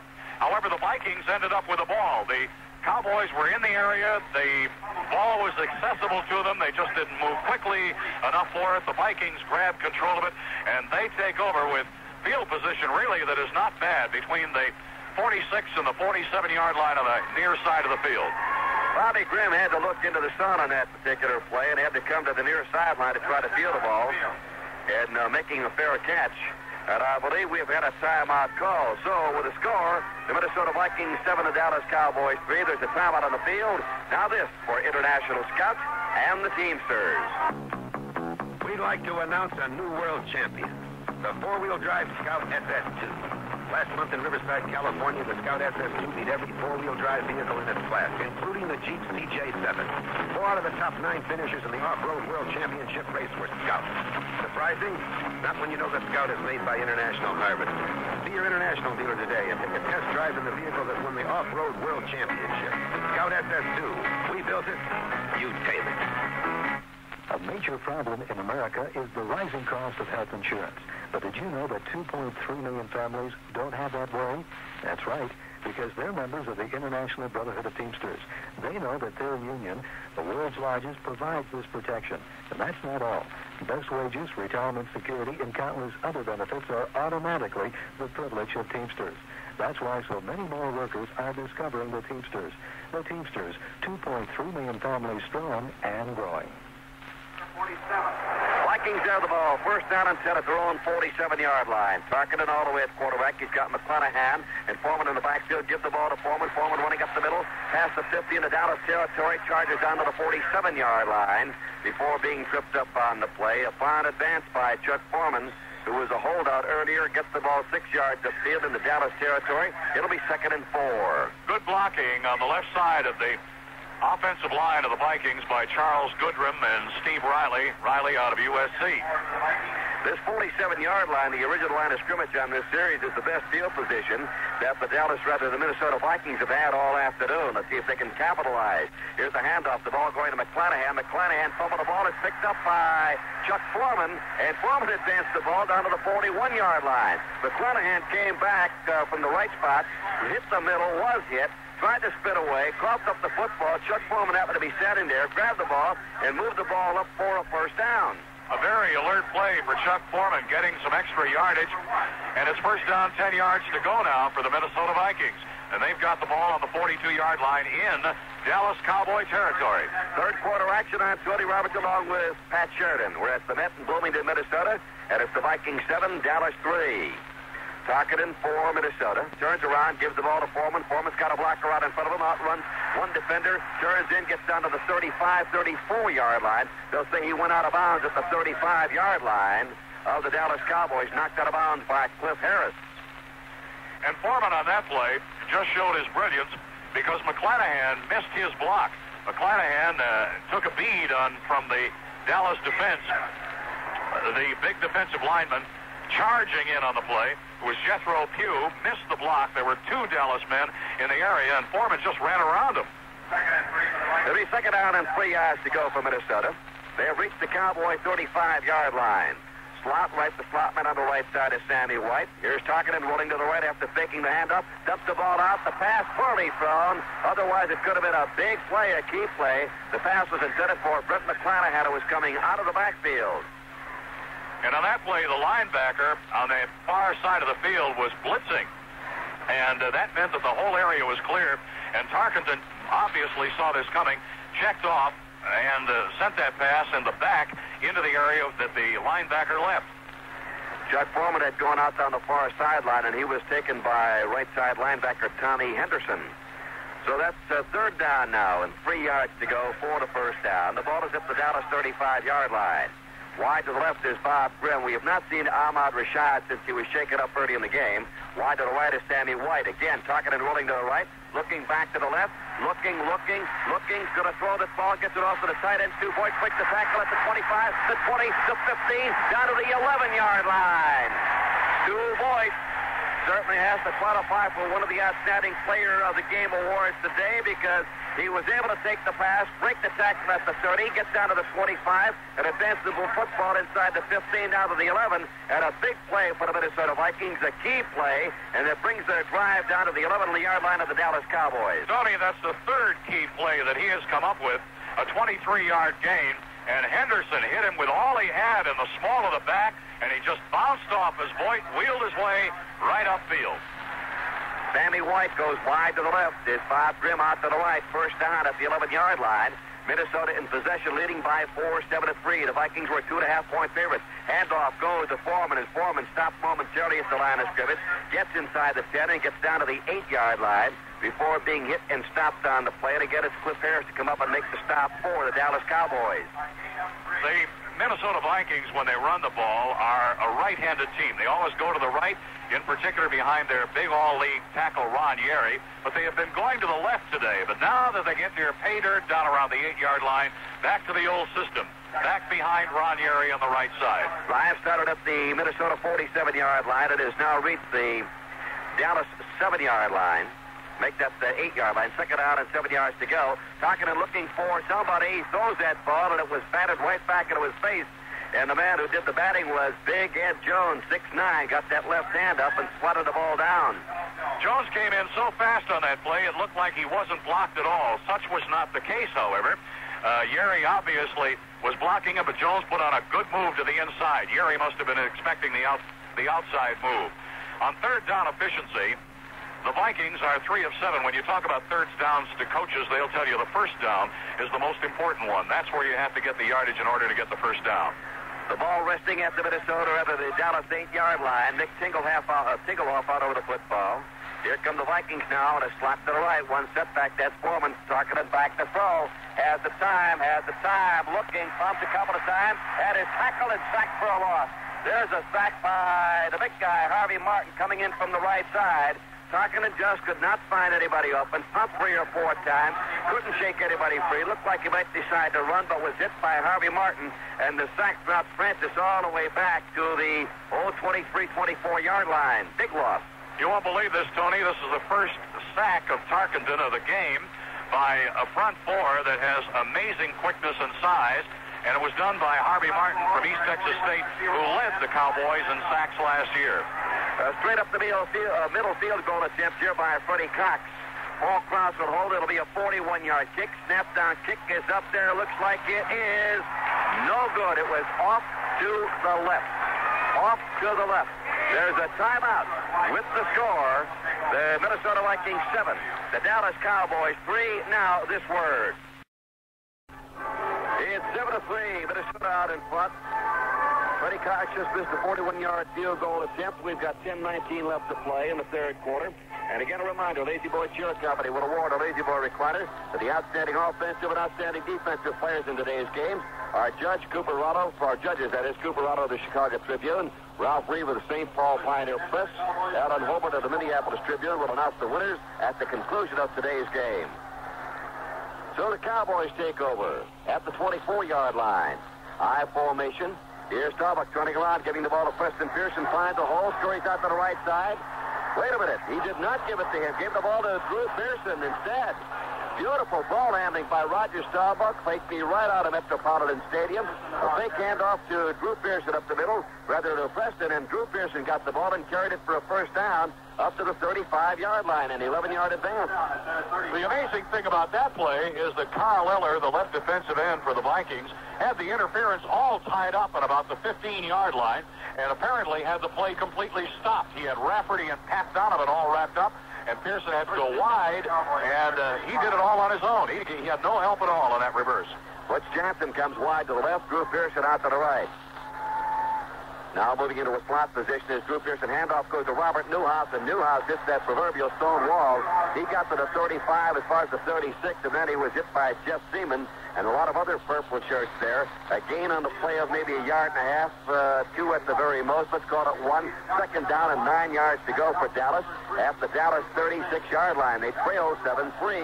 This has not been an error-free game. There have been 8 turnovers in this game, 3 fumbles for Minnesota, 1 fumble lost, 1 fumble for Dallas.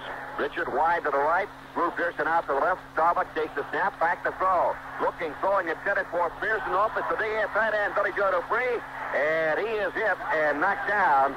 Bobby Bryant was going down the near sideline with Drew Pearson, and Billy Joe Dupree got behind Fred McNeil, and he's kind of been a soft spot in that Viking defense, especially on the passing game. And Billy Joe Dupree got away from McNeil and took the pass, and it's another Dallas first down, this time down to the Minnesota 41. 24 yards, Tony, and they've been working McNeil over all afternoon. And that was kind of a mismatch, really, with Dupree having such a big height advantage over McNeil.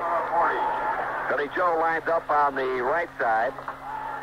He's out there along with Drew Pearson wide left. We've got Richard. Here's a snap. Starbuck back to throw. That was Butch Johnson instead. Starbuck looking. He is going to be sacked and dropped, wrapped up at the 49-yard line. And that's the first sack for the Minnesota Vikings. And the credit goes to Alan Page. A big play, a key play for Alan Page. This Minnesota Viking front four has not played as if they have an awful lot of years on them. They have been playing with a lot of aggressiveness, verve. And on that play, Page was hanging back as kind of a safety man in the middle while the other 3 rushed. Came bursting in when he saw that Staubach was going to cut out of the pocket and possibly run or throw from the left side, and once he did get out of the pocket.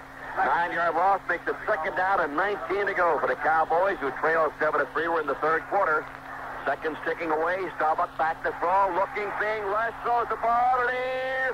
Was it caught? It was not caught by Robert Newhouse. And I want to tell you, Roger Staubach took one in the chest. A good shot from Carl Eller. Just as he unloaded, Eller hit him chest high and drilled him into the turf here at the Met. This is one of the best games I've seen Eller play in a long, long time. He has been all over the field, and most particularly, he has sealed off that left side of the Viking defense. He's been a factor in this game. So that'll make it third down now, and still 19 yards to go for the Dallas Cowboys. They've got the ball at the Minnesota 49-yard line. Drew Pearson goes wide to the right. Butch Johnson comes out to the left. We've got Robert Newhouse in the backfield, along with Preston Pearson. Now out to the far side is Jay Saldy, the tight end. Back to throw from the shotgun. Staubach unloads right up the middle. It goes incomplete. Pass was intended for Drew Pearson. He was well covered on the play. The pass was too long. Pearson standing at the 24-yard line, hands on hips, looking down at the ground. On that play, the Vikings had every single man that Dallas sent down from that shotgun covered. It was superb coverage. And also, Roger Staubach just missed on that pass, but there was good coverage on that play, and they might not have had a completion if Staubach had been on the mark. Danny White is back to punt. Danny White standing at the 36-yard line. Bob Grimm is the man at the 10-yard line. He gets the snap, puts the ball up in the air, and let's see what Grimm will do. Will he let it go? Nope, he calls for the fair catch. Bobbing the ball at the 5-yard line. Bob Grimm taking the ball at the 5-yard line, and the Minnesota Vikings will put the ball in play. First down and 10 yards to go at their own 5-yard line. With the score, the Minnesota Vikings 7 and the Dallas Cowboys 3. There's a timeout on the field. Now this for Pennzoil. How do you know a superstar when you see one? Well, in football, it's the athlete who's always in top form, always ready to do his job. And that's what you want from the motor oil you choose to protect the engine in your car. To be sure you have a superstar in your car, just ask for Pennzoil, because Pennzoil is always in top form. In fact, Pennzoil exceeds car manufacturers' warranty requirements. And Pennzoil contains its own additive, Z7. Now, there's another way to tell a superstar, too. Can you depend on him season after season? Well, by that standard, Pennzoil is an all-star superstar. You see, America's been asking for Pennzoil ever since America learned to drive. That's quite a record of success. That's quite a reason for you to ask for the oil in the bright yellow can. So put a superstar in your car. Ask for Pennzoil.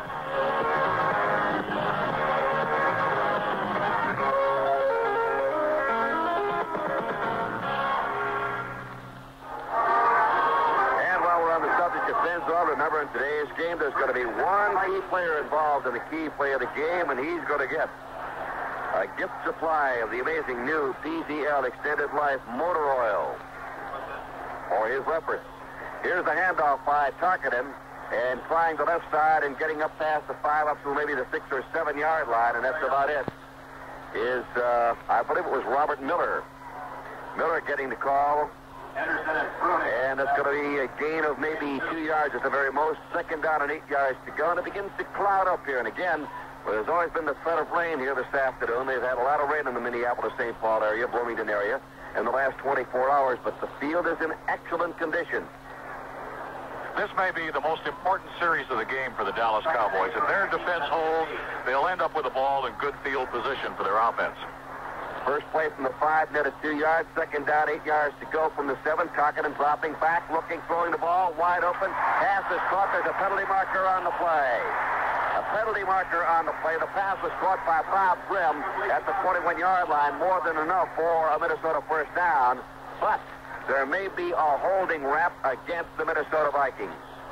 They had Bob Grimm isolated on 2 linebackers on that play, on D.D. Lewis and on Bob Bruning, and they were both disgusted. However, and this is a big break, a key play for Dallas, because it looks like the penalty is going to be against the Minnesota Vikings, and if it is, that big gain that got the Vikings out of the hole will be eliminated. They're talking to the Dallas Cowboys right now, and apparently Dallas is being informed of exactly what the infraction on the play was. Now, the important thing for Dallas is to keep Minnesota pinned back in this territory, and the step-off is half the distance to the goal against the Minnesota Vikings, and it's a holding call. So it's a bad break for the Vikings and a new life for the Dallas defense. Second penalty against the Vikings, and the holding was made against Steve Lottie, number 78, and he was guilty of holding Harvey Martin. Martin, after the play was over, was pointing the finger at Lottie, a 6'6", 258-pound, 5-year veteran from Southern California. So the ball is at the 3.5-yard line. It's now second down, about 12.5 to go for the first down. Tarkenton dropping back to throw. Looking, dumps the ball up over the middle. Foreman's got it at the 12-yard line. Spins around to the 14. And he is hit and ridden down there, but there are penalty markers. There's one at the 17-yard line. Just as soon as Tarkenton unloaded, a penalty marker was thrown, and the pushing call is going to be against Minnesota. It's going to be offensive pass interference against the Minnesota Vikings. Well, that call was made by Jim Poole, the back judge, and the walk-off goes now against the Vikings. They did not get first down territory on that last play with the completion. And so now they have it stepped back even farther. It goes down to the 2-yard line, right inside the 2, as a matter of fact. And this is where the Vikings have to gain the yardage in order to get a bit of security in this game. Pat, if we're really going to be precise, it's at the 1 3/4-yard line, because that's half the distance from 40 and a half. And we're really dealing in fractions here, and those fractions mean so very much, because now we have second down, 14 and a fraction yards to go for a first down. Twice now, Tarkenton has drilled passes to receivers who were open in the secondary. Bob Grimm the first time. This time it was Chuck Foreman, and twice the Vikings have been caught. They've committed an infraction, and now Tarkenton will have to do it all over again. Second down and 14 plus. Grimm is wide to the right. Here's Tarkenton rolling to the left, being chased, looking, may run it. At the 5, at the 10, and wisely steps out of bounds somewhere around the 11-yard line, because coming up to make the hit was the veteran Mel Renfro. So Tarkenton on a rollout to the left gets the ball out deep territory, the 1 3/4-yard line. They'll spot it down right around the 10. So Tarkenton gives the Vikings a little bit of a life here. They've got third down and 6 yards to go. Will be huddling back on their own goal line. And now probably the most important play of the game for the Dallas Cowboys defense. They want to hold the Vikings deep in their own territory so their offense can get the ball back in superb field position, probably in Viking territory. Vikings are now faced with third down and about 6 yards to go. They are 3 of 8 third down conversions. Let's see what happens here. Tarkenton ready. Two setbacks, wide receivers left and right. Long count gets the snap, blitzing the Cowboys. Tarkenton throwing the ball up for grabs. The Cowboys were blitzing on the play, no doubt about that. The blitz was coming, and we've got what? A grounding. Wait a minute. No, roughing the passer call. It's going to be a roughing the passer call against the Dallas Cowboys. You were talking about pointing the finger before. On that last one, Tarkenton was the one to point the finger, and he pointed that finger at Randy White, the defensive tackle, and the walk-off goes all the way to the 25-yard line, and the Vikings now get a life as a result of the penalty. That could be a very big key play. Yes. Personal foul, roughing the passer called against the Dallas Cowboys, and now the Vikings have some breathing room. Now remember, this all started back at the 5-yard line, and subsequent penalties brought us back to the 1 3/4-yard line. So the Minnesota Vikings have the ball. The seconds tick away. 6:32 left to go in the third quarter. Tarkenton saw the blitz coming that time, just couldn't step back quick enough and unload because he knew he was going to be hit. Handoff goes to Robert Miller. Miller tries the left side, and he's not going to go anywhere. He was hit by the middle linebacker, Bob Brunig, who dropped him right there at the 25-yard line. Interestingly enough, on the play before this, on the penalty play, Tarkenton had a slight debate with Randy White. On the next play, he calls a trap over White's position, and White wasn't there, by the way. He was wiped out on the play, but Brunig covered from his middle linebacker position. He's played almost perfect football this afternoon. The Baltimore Colts are out in front of the Seattle Seahawks, 16-7. That game is in the third quarter at the Kingdome. Here with second down and 10 yards to go. Tarkenton taking the handoff, rolling to the right, dumping the ball off the forward at the 34 to 35. He has fumbled a football. It's picked up by Charlie Waters. Waters looking for blockers. Penalty marker on the play. Waters out of the 30-yard line and brought to a standing halt at the 30-yard line. He was brought to a halt by offensive tackle Ron Yari, who liked to bulldog him right there. But Chuck Foreman took that little dump pass when Tarkenton rolled out to the right. Tarkenton now talking to the officials. And the ball will be put down at the 41-yard line. There's going to be a flipping call against the Dallas Cowboys. So instead of having the ball at the 41-yard line, they will have the ball at their own 44-yard line. A fumble by Chuck Foreman. And again, the Viking offense has given up the football twice now by interception and 2 times by fumble. Yes, this has been a game of turnovers, and at times it's been a little sloppy. Certainly that last play was definitely sloppy, but now the Cowboys have good field position, not as good as it would have been, but they've got it on the 44-yard line thanks to an alert Charlie Waters. First and 10 for the Cowboys at their own 44-yard line.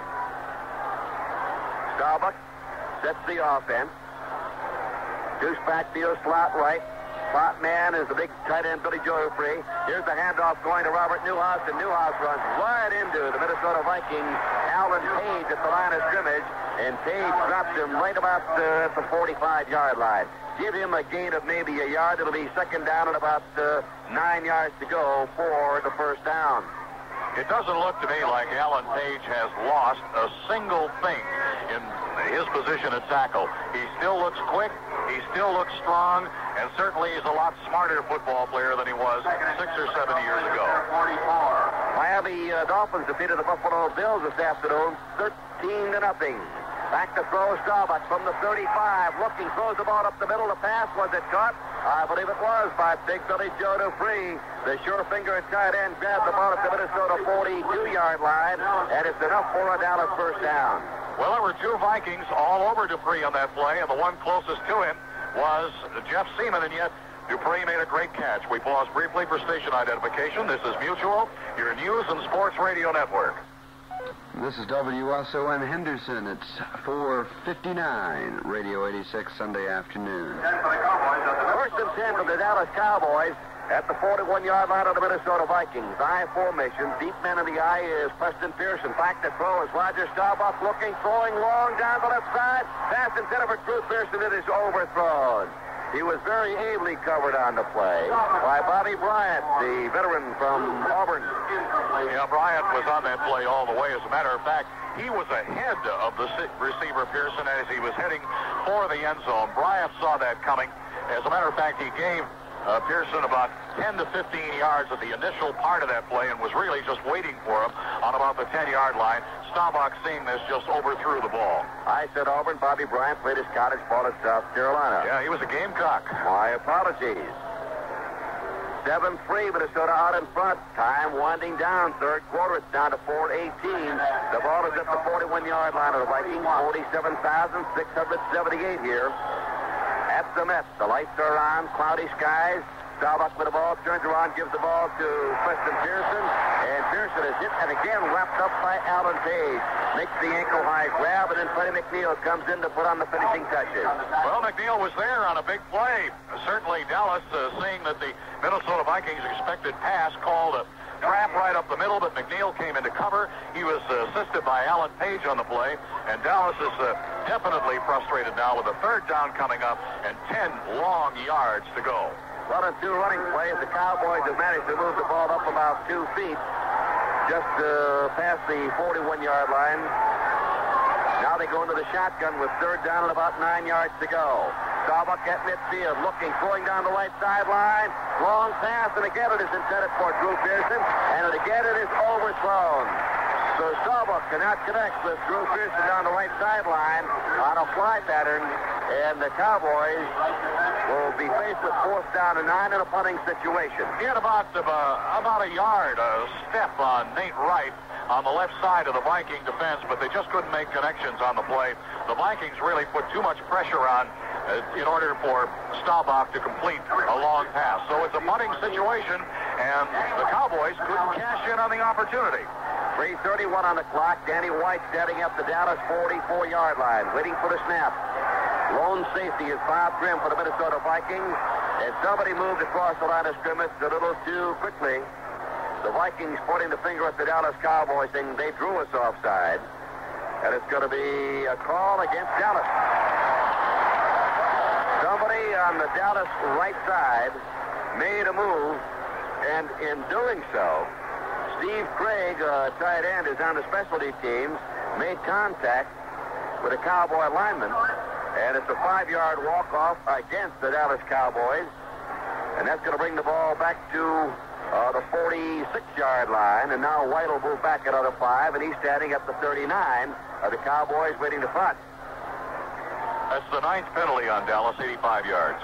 Here's the boot by Danny White, angled toward the far side. Robert Miller has a... Oh, did Bob Grimm touch it? The ball is far. It's in the end zone, and apparently he did not touch it. Fortunately, for the Minnesota Vikings. Wait a minute now. The Cowboys, of course, all congregating around the official, claiming that Bob Grimm touched the ball, and it went right between his legs. The ball wound up in the end zone. Dallas fell on the football. Jay Salty is very unhappy about the call, but the officials' call is going to stand up, and there is a key play, my friend. The ball will be brought out to the 20-yard line where Minnesota will have it, 1st and 10, and you have to wonder how that didn't happen, how Bob Grimm did not touch the ball. It went under him. He looked like a shortstop trying to field a ground ball. Bob Brunig was there on top of the play, and it looked like Brunig got a piece of the ball in the end zone and might have come up with a touchdown for a middle linebacker. It isn't often a middle linebacker has that opportunity. The ball hit in front of Robert Miller. It carried away from him, went right between the legs, apparently, of Bob Grimm, or by him, into the end zone. It looked for a moment like it was going to be Dallas touchdown had he touched the ball, but apparently the official said no, it did not happen. And the Minnesota Vikings, of course, going to get the ball 1st down and 10 at their 20-yard line. Remember, the Buick Motor Division of General Motors Corporation will award a 1978 Buick Regal to the most outstanding NFL player this year, as voted by the writers and broadcasters who actually cover the mutual game. Previous winners have Burt Jones, Fran Tarkenton, Kenny Stabler, and O.J. Simpson. The ballots are being distributed throughout the league. We'll be announcing the name of this year's winner during the first round of the NFL playoff games. And boy, we have had some kind of surprises, at least 4 upsets this afternoon, starting with Cleveland over Cincinnati 13-3, Green Bay beating New Orleans 24-20, the Rams losing to the Atlanta Falcons at Atlanta 17-6, and Coach Lehman Bennett, who was on the staff of the Rams last year, has to be the happiest guy in the NFL today. He's now the coach of the Atlanta Falcons and the Washington Redskins. For the first time in 12 years as a head coach, George Allen does not win the season opener. His record is now 11-1. Giants 20, and the Redskins 17, another upset. Well, you were mentioning Lehman Bennett. It's always tough for a head coach when he has to face one of his former assistants, particularly one who has been close to him, because that assistant has learned how he thinks. All right, the Cowboys on defense. The Vikings come out of the huddle at the 20-yard line. They'll put the ball in play. Nick Tingelhoff out over the football. Wide to the right, we've got Sammy White. Bobby Grimm is out to the left. Robert Miller and Chuck Foreman to the backfield along with Fran Tarkenton.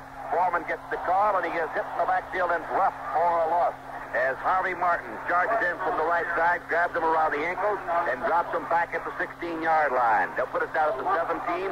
It'll be a loss of 3, second and 13. You look at a Harvey Martin who is 6'5". He's got all kinds of size, well over 250 pounds. And you wonder, how can a guy that big be that quick and agile? Well, you might say that about the whole Dallas front four. Tarkenton is 10 of 22 for 147 yards, but he does have 2 interceptions. The big one, though, was the touchdown throw to Foreman, and that's the difference in the game. Tarkenton now checks the offensive alignment. He's got White out to the left. He's got Grimm out to the right. Back to throw. Nope, he hands the ball to Foreman. This time puts it in his dummy. Foreman has the ball penalty marker on the play. He's fighting for yardage, gets the ball up to about the 19-yard line. And Tarkenton dropped back the throw and then tucked the ball into Foreman's dummy. Foreman circling left. Gets the ball up to the 19-yard line, but there's a holding call against the Minnesota Vikings, and the Vikes have been penalty plagued in the last few minutes. Yes, they have been. And as a matter of fact, the whole game has come up with a whole bunch of penalties. On that last play, Foreman might have broken that all the way. Tingelhoff, the center, was blocking Cliff Harris, and Harris, when he saw Foreman coming his way, just cut right in front of Tingelhoff before Tingelhoff could seal Cliff Harris to the outside and let Foreman go through the hole. And that's the difference on that play. The penalty has been assessed down to the 8-yard line, and now the referee is going to indicate holding is the call. So the Vikings go back and have their backs against the wall now, and if the Dallas defense can hold them, once again, good field position for the Cowboys. 2 minutes and 31 seconds left to play in the third period. We've got a second down and 21 situation. Down and 21 for the Vikings. Out to the left, we've got Sammy White. Out to the right side, we've got Bob Grimm. The quarterback is Fran Tarkenton. Waiting for the snap, he has one lone setback, and that's Chuck Foreman. Will Foreman come out of the backfield? Nope. Here's the toss to Foreman, and they were waiting for him.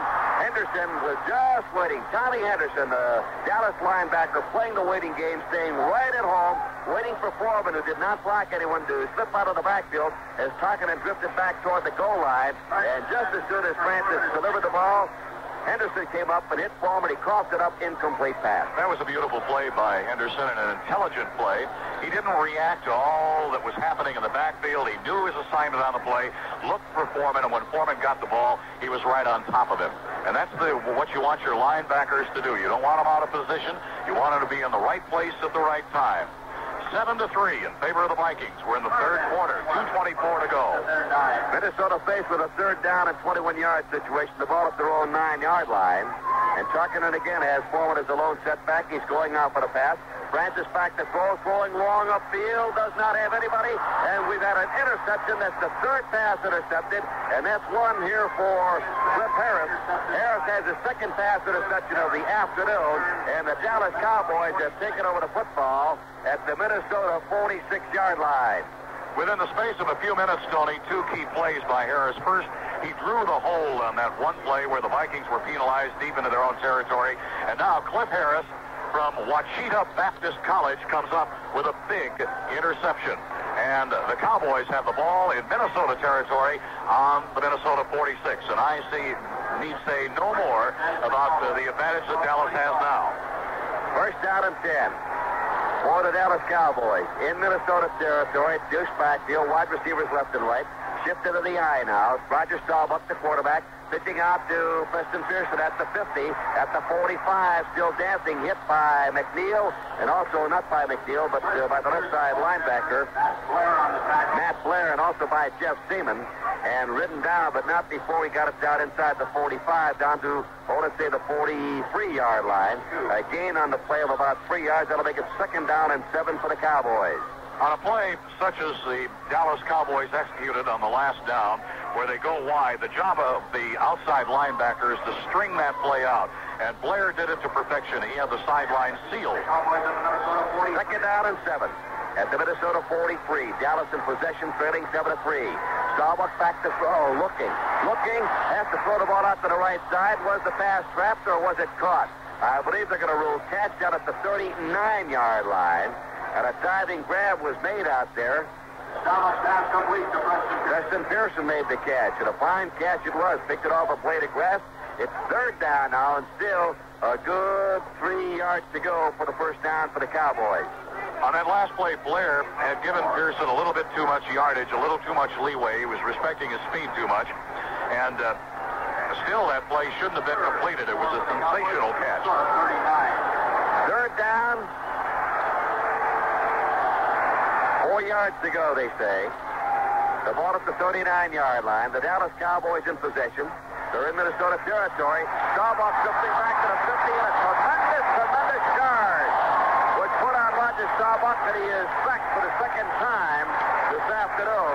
Starbuck was sacked by James White, the junior man from Oklahoma State, 6'4", 263, who just bore in low and hard.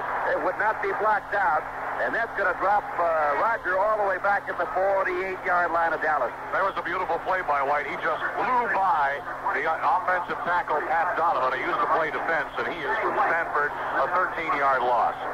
Danny White back to punt. And again, the defense comes into play. There's the key play for you. In high snap, and White gets the ball off. It's high. It's coming down near side. Bobby Grimm takes it on the run, follows it, gets it back again, tries to come up the side, is hit and knocked down on the spot right around the 22-yard line. Oh, Bobby Grimm probably gave Bud Grant a little bit of heart failure there because he took the ball on the run. The last time he tried that play, he fumbled it. This time, the ball popped up in the air. No one close enough to him to make any difference. Grabbed the ball on the run, tried to turn it upfield, and got a couple of yards on the play. It'll be first down and 10 at the 23 for the Minnesota Vikings. A 35-yard punt. A long time ago, I had a conversation with then Oregon State coach Dee Andrews, who told me, as we were chatting, that he had a great young player in his team, and he would hope that the pros were interested in him. It was Bobby Grimm, and he's had a long pro career. Here's the handoff to Foreman. Foreman breaking away from one tackler past the 25-yard line. Gets it up to the 27-yard line. So a gain on the play by Foreman going off the left side. Foreman gets about 3-4 yards on the play. They'll make a second down and 6 yards to go. That's the end of the third quarter with the score. The Minnesota Vikings 7 and the Dallas Cowboys 3. Now this for Buick Automobiles and GMC Trucks. Right now, something rather special is happening at your Buick dealer. Something that just could be the open door to the kind of car you've been looking for. Announcing Buick's open door policy. An open invitation to come in and inspect, examine, and really discover why the 1977 Buicks are selling better than any other Buicks in history. Take a good close look at the Electra, for example. That's what the open door policy is all about. To discover all the extra touches, the fit, the feel, the finish of the paint that make Electra a Buick. And discover also that according to EPA estimates for the standard 350 cubic inch V8 engine with automatic transmission, Electra got 22 miles per gallon in the highway test and 15 city. That's 17 miles per gallon combined. Your actual mileage may vary, and California estimates are lower. Now that's some full-size car. Buick's open door policy, a real opportunity to discover the finer points of our Buick automobiles and discover that this is a great time to buy a new Buick. The door is open at your Buick dealer. Wish that big, beautiful GMC rally van you spotted on your way home was yours, don't you? You're itching to get the troops together and head for the hills, longing to load up that big cargo space. But you just can't bring yourself to be the first on your block to buy a truck. And after all, what'll the neighbors say? Well, most likely what they'll say is, "Hey, old pal, can we borrow your GMC van?"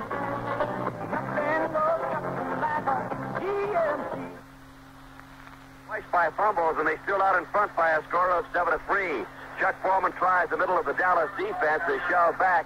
His forward progress will take him up to the 29-yard line, an advance of about 2 yards. And Minnesota is now faced with third down and, let's say about a long 3 yards to go for the first down. And the Cowboys go into their nickel defense by inserting Mel Renfro and Randy Hughes and putting out their linebackers, D.D. Lewis and Bob Brunick. It'll be a 3rd and 4 situation. And Minnesota has had 3 passes intercepted up to this point. I would imagine that Bud Grant should be biting his nails at this time, what with those 3 interceptions and a good Dallas defense.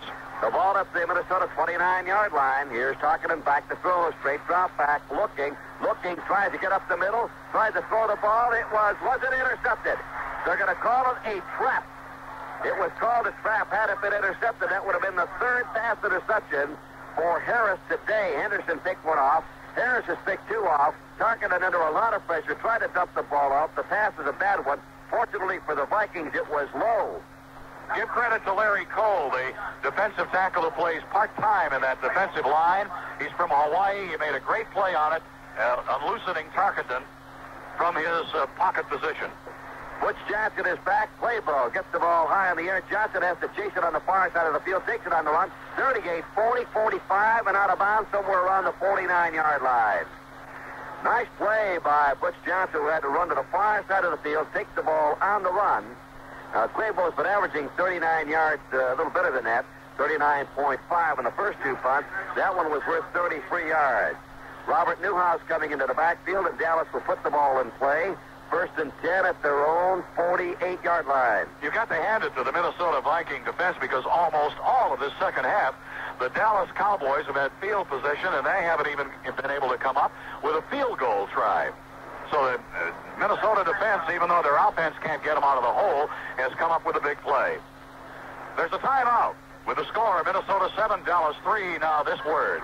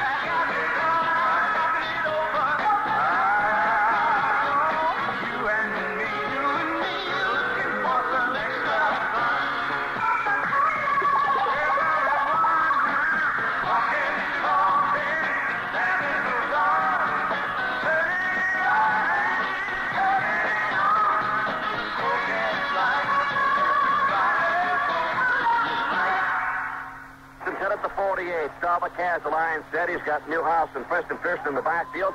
Drops back to throw.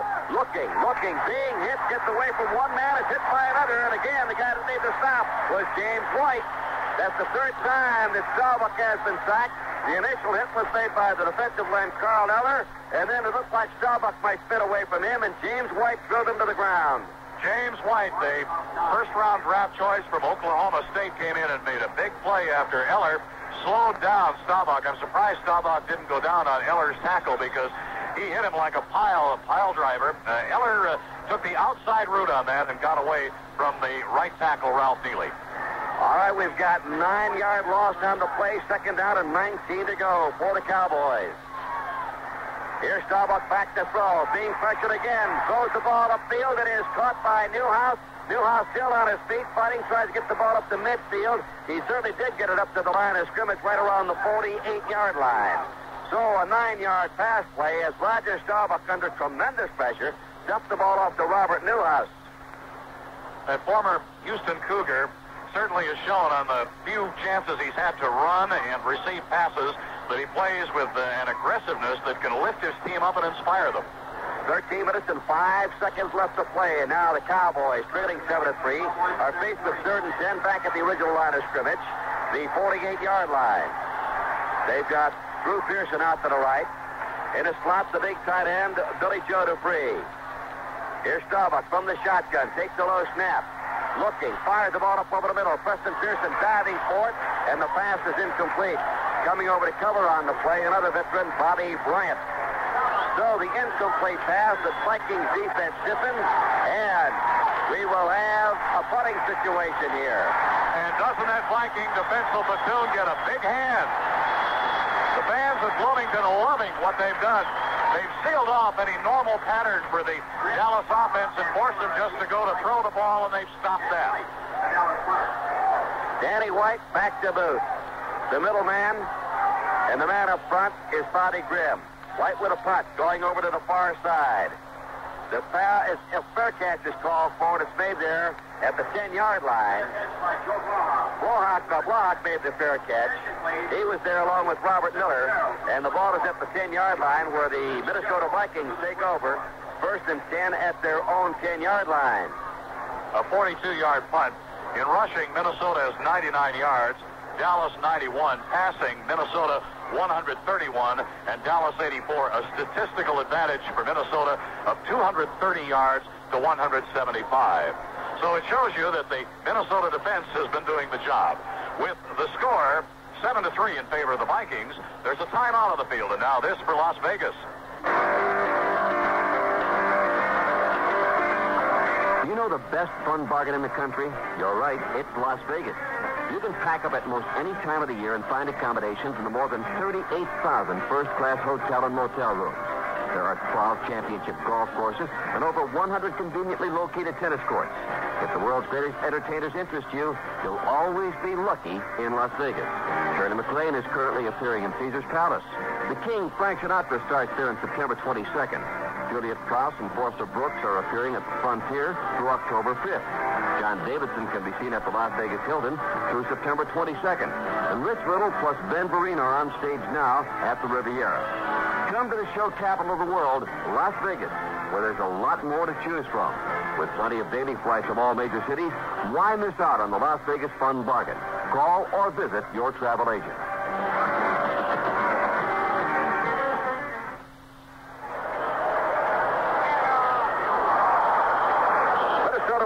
First down at 10 at the 10-yard line. Targeted rolling out to the right side under heavy pressure. Throws the ball upfield. Intended for Stu Voigt, but he can't grab it. One of the few times this afternoon that Voigt is not latched onto a target and fast. So that'll make it second down and 10 yards to go for the first down at the Viking 10-yard line. Minnesota has been hampered by poor field position for all but the first series of the entire second half. They've been playing in the shadow of their own goal line. When they do come up with a big gator, there's a penalty. Here's Tarkin on a delay to Chuck Foreman. Foreman at the 10-yard line. There's a little stutter step.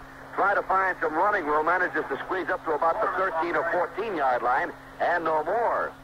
So a gain on the play of 3. It'll be third down along 7 yards to go for the Minnesota Vikings. And here comes the tandem of Mel Renfro and Randy Hughes. And out goes D.D. Lewis and Bob Brudig for the Dallas Cowboys as the Cowboys employ their nickel defense. Vikings huddled at the 5. They break it. Grimm's come wide to the left, and we've got Sandy White out to the right.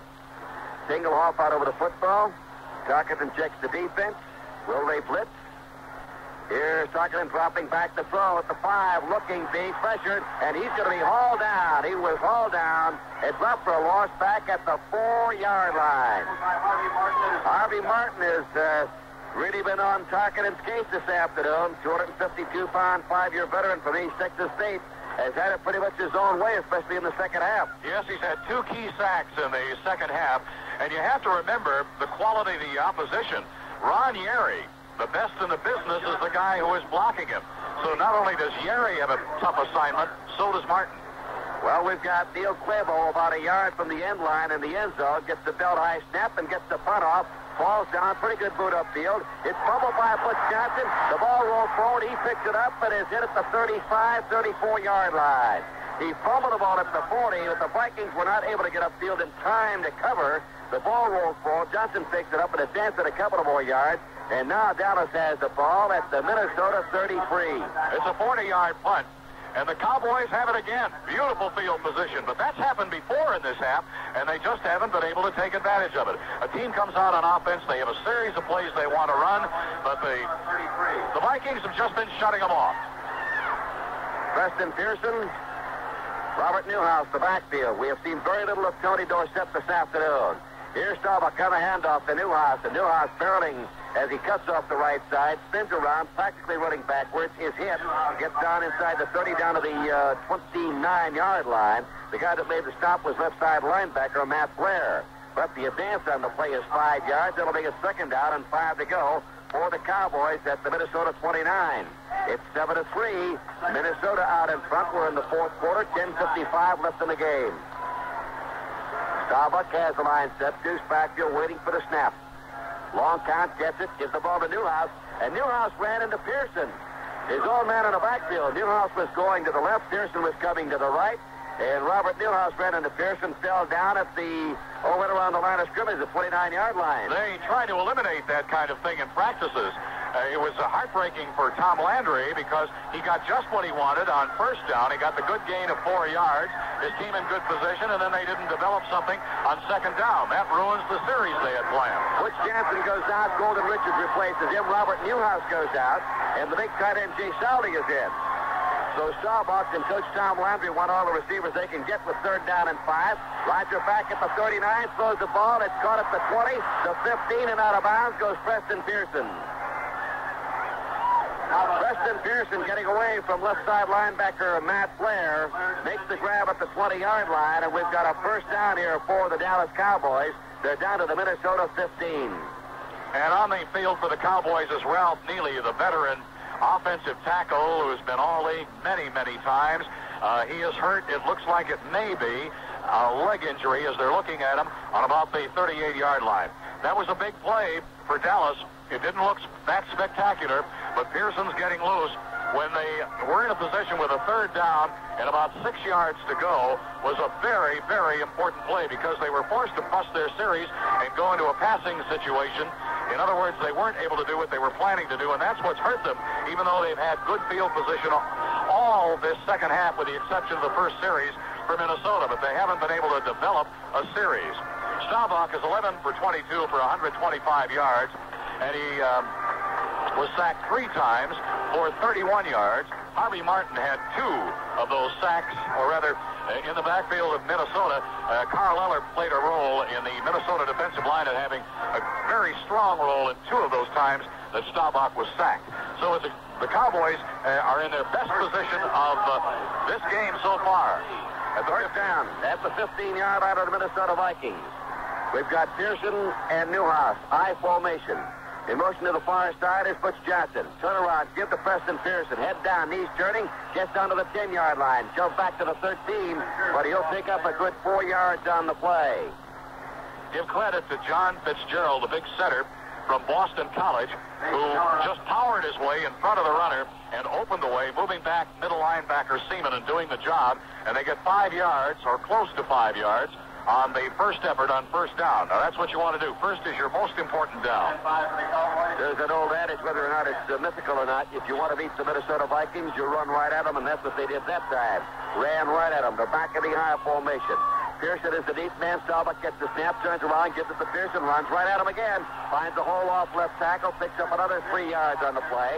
So from 2nd and 5, it'll go to 3rd down and about 2 yards to go for the first down. Let's see where they spot the football. It'll be somewhere around the 7 or 8 yard line. They put the ball at the 7.5 yard line.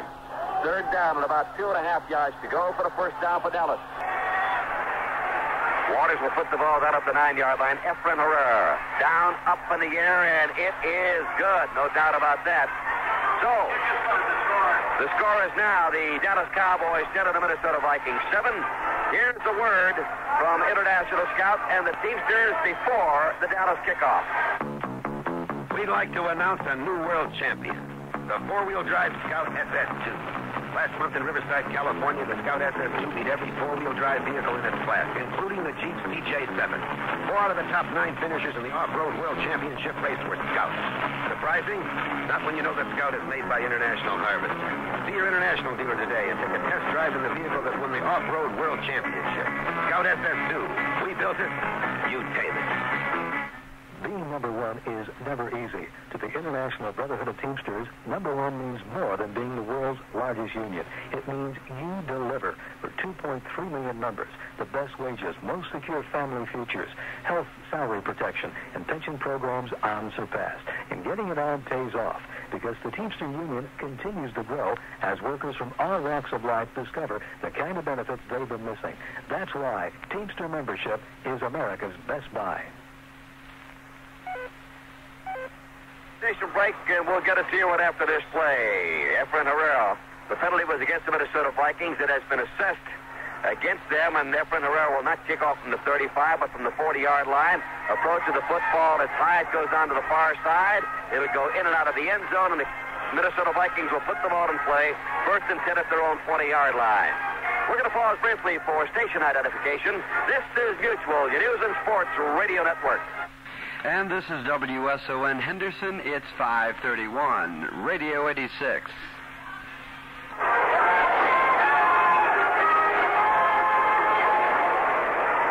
Minnesota Vikings on the ball. Now trending for the first time this afternoon. And a fourth quarter touchdown pass from Starbuck to Preston Pearson. It's 10-7 Dallas out in front. Here's Tarkenton rolling to the right side. Looking, throwing on the run. The ball going dumped off to Foreman. And Foreman again has been shattered by Henderson. That's what Henderson's job this afternoon. Stay with Foreman, and he has stayed with him very, very nicely. A gain on the play of about 2 yards of the 22-yard line, second down and 8. Henderson's quickness is serving the Dallas defense well. You can expect Fran Tarkenton to really let it out because his team has been pinned back in their own territory all throughout the second half. Last time the Minnesota Vikings lost a home game here at the Met was to the Dallas Cowboys back in 75. Deuce backfield, Tarkenton calling the signal, turns around, gives the ball to Foreman. Foreman going to the outside. At the 25, fights up to the 27 to 28-yard line before being stopped on the play. So Chuck Foreman getting some good yardage. It'll be third down and short now for the Minnesota Vikings as they get the ball up to the 28-yard line. And the Vikings, of course, need a drive here. They're down 10-7. Well, there was no blocking on that play at all. Foreman got all of that yardage on his own. The Cowboys were there. They were waiting for him, but they just couldn't put him down. Stu Voigt, the tight end, is on the right side. Bob Grimm is wide left. Flank to the right is Sandy White. Here's the turnaround. The fake to Foreman. Tarkenton looking, may have to run. Wheels around, goes the other way, comes back this way. Is fully back to the 5-yard line, looking for a block. Looks, throws the ball across field. The ball is caught by Robert Miller. Breaks the tackle at the 35, at the 40-yard line, at the 45. Trying to get away from Cliff Harris, and finally is put down by Charlie Waters. Oh, brother. Tarkenton had him running this way and that way and drilled the ball to Robert Miller, who broke the tackle. And then they had Charlie Waters to contend with, then Cliff Harris, and got the ball to the Dallas territory, down to the Dallas 47-yard line. A sensational play of 25 yards. Tarkenton ahead. Randy White all over him. He had Harvey Martin there in the backfield. Jeff Ropew was there. None of them could get him. And that's the Tarkenton that you can remember in days of yore when he first came with the Vikings. 6 minutes and 45 seconds left to play. Fourth quarter. And now the action starts to heat up. When will we get the key play, the big player? Have we had it already? The pass from Starbuck to Preston Pearson. Here's the handoff to Foreman, circling the left side. No, sir, he's not going anywhere. Yep, number 79 is in there, and he's going to be tough not to vote the outstanding defensive player. Harvey Martin makes the tackle and drops Chuck Foreman back at the 40, well, let's call it almost the 48-yard line. About a loss of a yard on the play. Second down and about 11 yards to go for the first down. This Dallas defense has held Foreman to 50 yards and 16 carries. A lot of backs would settle for that, but not Foreman, who has gained 1,000 yards or better 2 years in a row. McClanahan's on the backfield along with Sandy Johnson. Foreman being given a breather, as Robert Miller is too. Here's the handoff. The ball going to McClanahan. McClanahan around the right side. Fights down to the 40-yard line before he's finally just snowed under by white jerseys, but he did get to the 40-yard line. A good advance by McClanahan. Picked up at least 7 yards on the play. And now the Minnesota Vikings are faced with third and a long 2 yards to go for the first down at the Dallas 40. Well, he had Ron Yeri, about 275 pounds of bone and muscle in front of him. He just stayed right behind Yeri as Yeri plowed into the cornerback and the safety man, Cliff Harris, and just pushed him back. The Minnesota Vikings have been shut out ever since that first series when they went 81 yards for the initial score. They failed 10-7, 5:15 on the clock. Here's Tarkenton rolling to the right. Looking, may run it at the 40, at the 35-yard line. He was hit and almost knocked into the next county by D.D. Lewis. D.D. Lewis drew a bead on Tarkenton's thigh and hit him, and must have sent him crawling about 10 yards. But Francis Asbury Tarkenton picked up enough yardage for the first down, and I'll tell you, he earned every yard after getting hit. D.D. Lewis, a product of Southern college football, came in and really gave Tarkenton a shot. Tarkenton's going to feel that for a few days. In first downs, Dallas has 10, and the Vikings have 17. It's 10-7. Dallas out in front. We're approaching the 5-minute mark of the fourth quarter. The action heating up here at the Met. Out to the right side is Robert Miller. One setback for Fran Tarkenton. Takes the snap. Chuck Foreman's back in the game. Tarkenton looking. Throws the ball. The pass is no bargain. It is incomplete. It was intended for Bob Grimm. Harvey Martin came in like a runaway freight train. Steve Riley was blocking him, pursued him all the way. Never gave up on the block, and at the very last moment managed to get his footing and put a shot into Martin just as Martin was going to grab Fran Tarkenton with a great big right hand. A great play by Steve Riley. I think the only way to get rid of Harvey Martin is to kidnap him. He has just been in there in that backfield all afternoon. All over the field. Tarkenton 12 out of 29, 175 yards. Now faced with second down and 10. Wide receivers left and right. Throw set.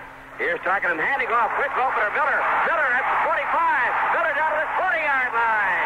He was hit at the 30. Broke the tackle. He's short and squat. He's 5'11", 204 pounds. Very close to the ground. A running back out of Kansas. A very hard runner. And the fact that he has excellent balance really helped make that play work. There's a good reason for using a player in the summertime an awful lot if he's not a regular, and they used him a lot. He was a leading rusher, and he did the job. Yeri and Hamilton opened up the hole, and did they open up a hole? Ran right up the middle, found the hole. It's 1st and 10 now. The ball is at the 41-yard line for the Vikings. Here's the handoff. It goes to Foreman. Foreman up the middle. Same spot. And he charges inside the 15 and down to the 11-yard line. Chuck Foreman, as Tarkenton appeared to call the same play, and this time instead of giving the ball to Miller, gave it to Foreman, and Foreman zips the ball up the middle, almost a first down, gets 9 on the play. Great power smash, too. Yeri and Hamilton again. Hamilton, who has taken Ed White's place in the offensive line, working well alongside of the great all-pro Ron Yeri. Now the Vikings break the huddle. The fans begin to chant, go, go. Bob Grimm goes wide to the right. Sammy White is out to the left. We've got Foreman and Miller in the backfield. Handoff goes to Miller. Miller head down, gets down to the 10-yard line. No, sir, not this time. Everybody up there to make the play. Bob Roenick, the linebacker, was there. Also there was Ed Too-Tall Jones, but they got enough for the first down, and that was the object of the call. They'll spot the ball inside the 10 down to around the 9-yard line. First down and goal to go, Minnesota. So for the first time since the opening of the second half, when Minnesota had one drive, the Viking offense has come surging back.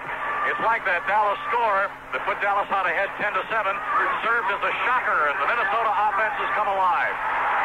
And the Vikings out of the huddle. First down and goal to go at the 9-yard line. Tarkenton turns around, gives the ball to Foreman. Foreman spinning around, gets maybe as far as the 8. And that was about it. There wasn't much running room at all. Foreman tried to spin around. Elude the grasp of Randy White for one and a couple of other Cowboys. Harvey Martin again was there on the play. A gain of a yard. It'll be second down, goal to go at the Dallas 8-yard line. It seems that the quick hitting plays are working very well for the Vikings, those two ones off the right side of the line, because they hit the line before the middle linebacker, Bruning, can react, because Bruning has been around almost every play. Miller and Foreman in the backfield. Tarkenton reaching under center, McTickle off. He's got Grimm wide left. He's got Sammy White out to the right side. Turn around. Give Foreman trying to go to the outside. Breaks one tackle and is hit and ridden down by Charlie Waters. Drops him at the 9-yard line. Loss of a yard on the play. And now we come up with the big play, the key play. Fourth down. Make that third down and goal to go at the 9-yard line. Foreman outside of one play, Pat, but we've got a 2-minute warning here. There's a timeout. So with a score, it's the Dallas Cowboys 10, the Minnesota Vikings 7. Now this word.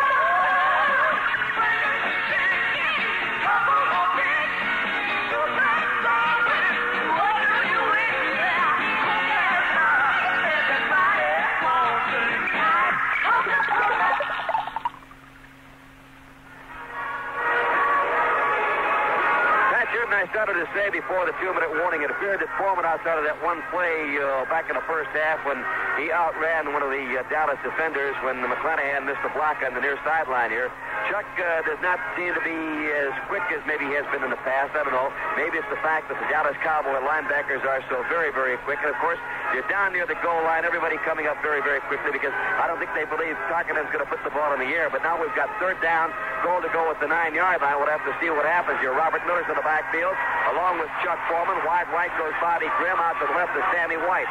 Third down, goal to go. Minnesota at the Dallas 9-yard line. Tarkenton rolling to the right. He's under heavy pressure. He's not going to get it off. He was hit and dropped, and the guy to make the stop on the play, Big Ed Too Tall Jones. And that's sack number, 3 or 4? 3. Third sack as Tarkenton goes down to a tremendous Dallas rush. And that's going to bring the ball back to about the 17, 18-yard line. And that means that Freddie Cox will come in for the field goal attempt. I thought you had a good point earlier when you were talking about Foreman and why he hasn't done as well. And that was the fact that Henderson, that 9'8" linebacker in the 100-yard dash, has been shadowing him. Here's Freddie Cox. It'll be a 35-yard boost. Gets it up in the air. It is. Freddie Cox says it's good. It's good. All right. Freddie Cox gets the ball up between the uprights. Now, we missed a commercial earlier today, so we're going to take a moment right now because we do have a score here. With the score, here's a word from the Fighting Irish before the Minnesota Vikings kick it off. Here's the perfect gift for the sports bum, or anyone who likes the thrills and excitement of competitive sports. It's a special 2-record set of the Fighting Irish of Notre Dame.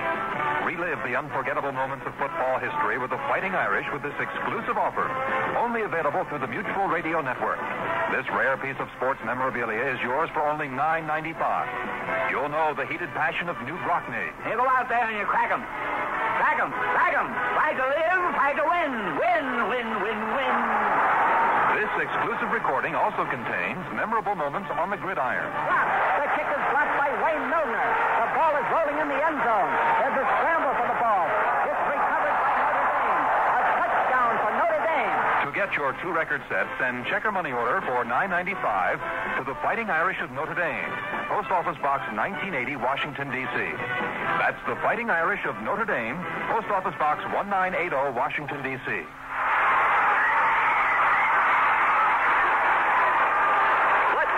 From the goal line up past the 5, the 10, the 20, the 30, the 40, and all the way up midfield, up the right sideline. A tremendous run back by Butch Johnson. They say he was hit and went out of bounds at the 48-yard line. So, Butch Johnson has put the Dallas Cowboys in tremendous field position. And what can you say?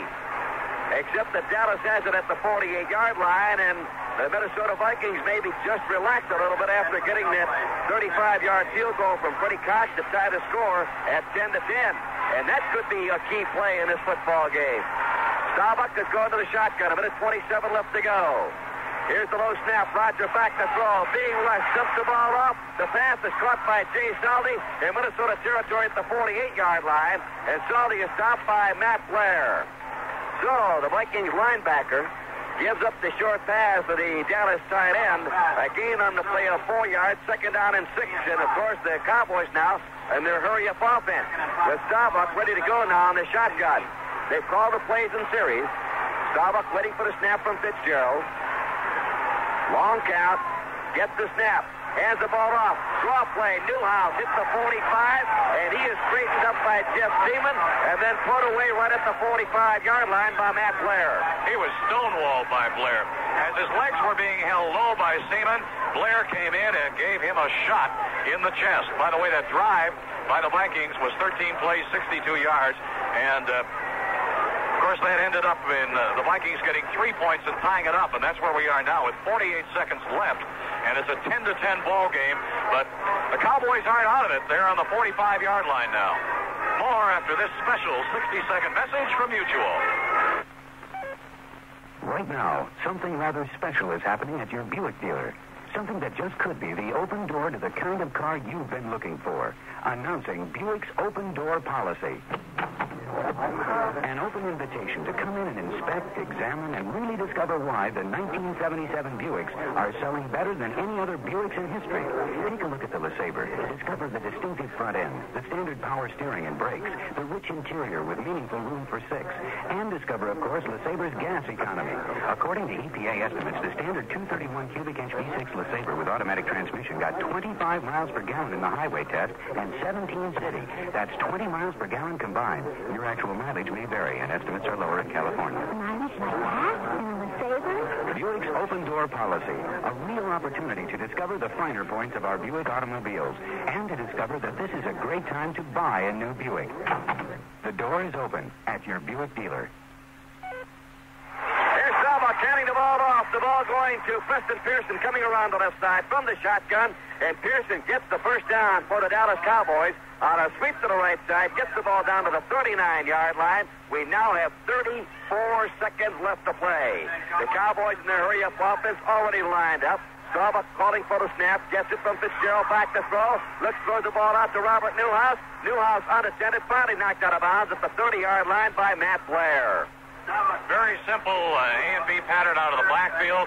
Newhouse just got in front of the linebacker, Matt Blair, who made the deep drop on about the 25-yard line. He got the ball on about the 34 and took it up to the 31. So it'll be a second down coming up and about 2 yards to go for the Dallas Cowboys as Roger Staubach has the Cowboys in gear. 23 seconds showing on the clock. Second down, 2 yards to go. The Cowboys break the huddle. Out to the near side, Golden Richards. Out to the far side, we've got Drew Pearson. Staubach is now moved back, waiting for the snap. Gets it from Fitzgerald, drops back. Minnesota on the rush. The pass up the side, intended for Golden Richards. Incomplete. Good job defensively by the left quarterback for the Minnesota Vikings, Nate Wright, a 5'11", 185-9-year veteran from San Diego State.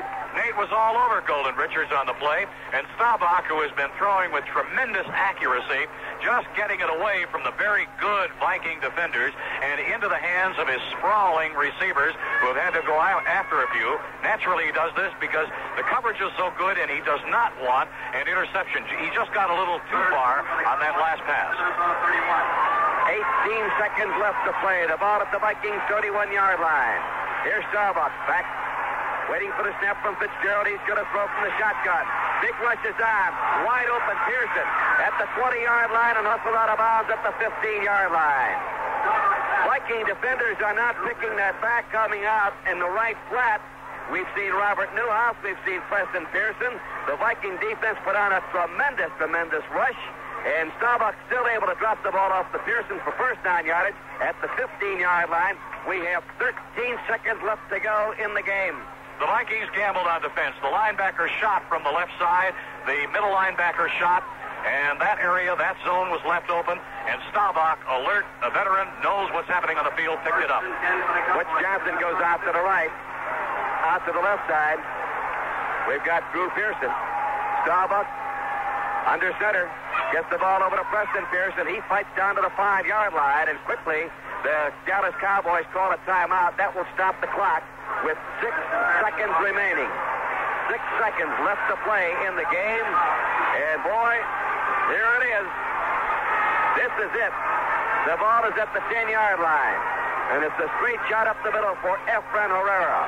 And right now, the Minnesota Vikings, who has squandered opportunities all day long, have to come up with the big play. It'll be a big play, too. The specialty team is on now for the Vikings. They've got to block this. It's really a chip shot for Herrera from the 17. It'll be a 27-yard effort. The ball will be held by Johnny Waters. A 27-yard straight up the field kick. Put down. Kick is up there, and it is no good. He missed it. Can you believe that? He missed it. Efren Herrera never misses a field goal from there.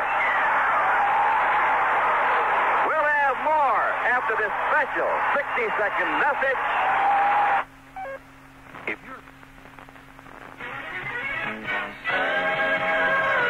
Wake up your taste with the lime and lemon soft drink. Lemon is the secret of life. Wake up your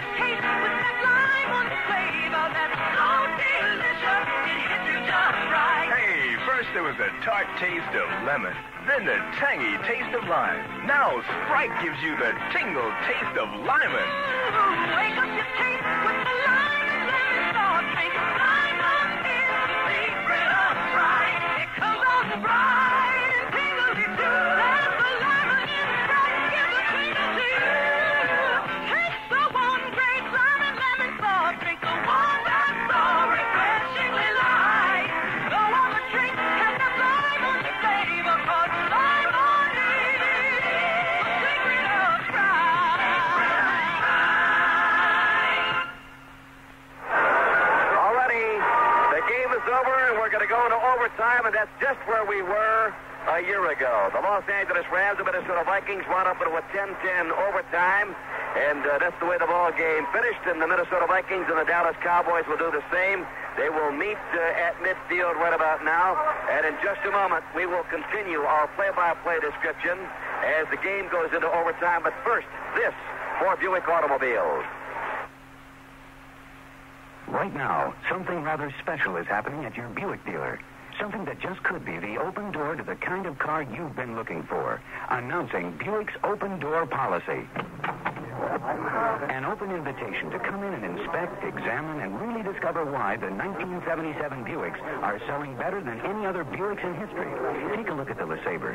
Discover the distinctive front end, the standard power steering and brakes, the rich interior with meaningful room for six, and discover, of course, LeSabre's gas economy. According to EPA estimates, the standard 231 cubic inch V6 LeSabre with automatic transmission got 25 miles per gallon in the highway test and 17 city. That's 20 miles per gallon combined. Your actual mileage may vary, and estimates are lower in California. Mileage like that? In a LeSabre? Buick's open door policy. A real opportunity to discover the finer points of our Buick automobiles and to discover that this is a great time to buy a new Buick. The door is open at your Buick dealer. Efraim Herrera is 9 of 9 from inside the 30-yard line on field goal attempts. That is until just a few seconds ago when it looked like the Dallas Cowboys are going to win against the Vikings. But now we've got a 10-10 score, and we go into sudden death with Minnesota receiving the kick. Final statistics, Minnesota 19 first downs, Dallas 12, 139 rushing. For Minnesota, Dallas 116. You can see both defenses have kept the offenses in check. Yards passing, 139, Minnesota 134 for Dallas, and total yards 378 for Minnesota and 250 for Dallas. Great offensive players in this game, Tony, and yet it's been a defensive show. You know, Lloyd's of London would have insured Efraim Herrera's kick. He doesn't miss from there. No not way. A straight up the middle shot, not at that range. He's deadly. He's almost perfect. Almost. And that's why we're here in overtime. Just that 6 o'clock flight goodbye, everybody. All righty. So Herrera misses, and a year ago, our opening game, or at least our second game of the year, the Minnesota Vikings and Los Angeles Rams wound up with a 10-10 deadlock in overtime. So, the first week of NFL football, we've had at least 4 upsets, and now we have an overtime game. The run-up and the boot is high. It'll come down short. Robert Miller will take it at the 18, the 20, at the 25, at the 29. He gets to the 30-yard line, and the white-shirted Cowboys gang up on him there. Hogs shy him. He stops, and that'll be 1st and 10 for Minnesota at their 30. Tony Roberts, we couldn't have picked a better game to start out the NFL season with on Mutual. We've come all the way down the wire with 2 divisional champions tied at the end of the game. We go into a playoff looking for a big play, the sensational play of the game, the key play that is yet to come up. Sammy White is out to the right. Bobby Grimm out to the left. Tarkenton has gone all the way at quarterback. Sends Robert Miller in motion to the far side. Gives the ball to Foreman at the 30, at the 35-yard line. Chuck Foreman has picked up about 5 yards on the play. He was driven back to the 32. He will get 35-yard line. That gives him 5 second down and 5 for the Minnesota Vikings. And that is a key down. You want to get between 4 or 5 yards, although I talked to Jack Pardee about it, and I said, how many yards would you like to gain on first down? He said 9 every time. You can't blame a coach for feeling that way. Bud Grant and Tom Landry matching wits along the sideline. Here come the Vikings out of the huddle. Second out and 5 at their own 35-yard line. They have not been able to put on a sustained drive since the opening series. Here's a reverse and a pitch back to Tarkenton looking, has a man on the far sideline. Overthrown. He had Bobby Grimm all alone. No one within 15 yards. It was a handoff to the halfback, came around, gave the ball to the other halfback. He in turn flipped the ball back to Tarkenton. Tarkenton had Bob Grimm down the left sideline all alone and overshot him. Tarkenton just got a little eager. He could smell it coming. Touchdown all the way. Grimm has good speed. He's in his 30s, but when he was a college player, he was about a 9.9 in a 100-yard dash, and he couldn't have lost that much. Well, you know, Francis Asbury Tarkenton is not too happy with himself on that play. That was a big gainer, at least down to the Dallas 40-yard line.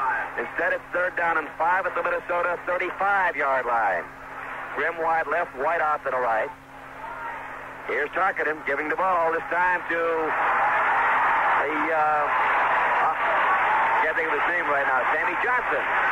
Sammy doesn't get to play that often. He's out of North Carolina, hard running back, but he picked up enough yardage for the first down, a scamper of 7 yards from the 35 up to the 42, and Johnson keeps the Viking drive alive. Johnson has had 2 opportunities to rush in this game, and both times he's chewed off big chunks of yardage. He's got 33. All right. 1st and 10 at the 42-yard line. Minnesota in possession of the game at overtime. Tied at 10-10. And the handoff. And driving ahead is Johnson. Hard running, gets the ball up to the 45-yard line.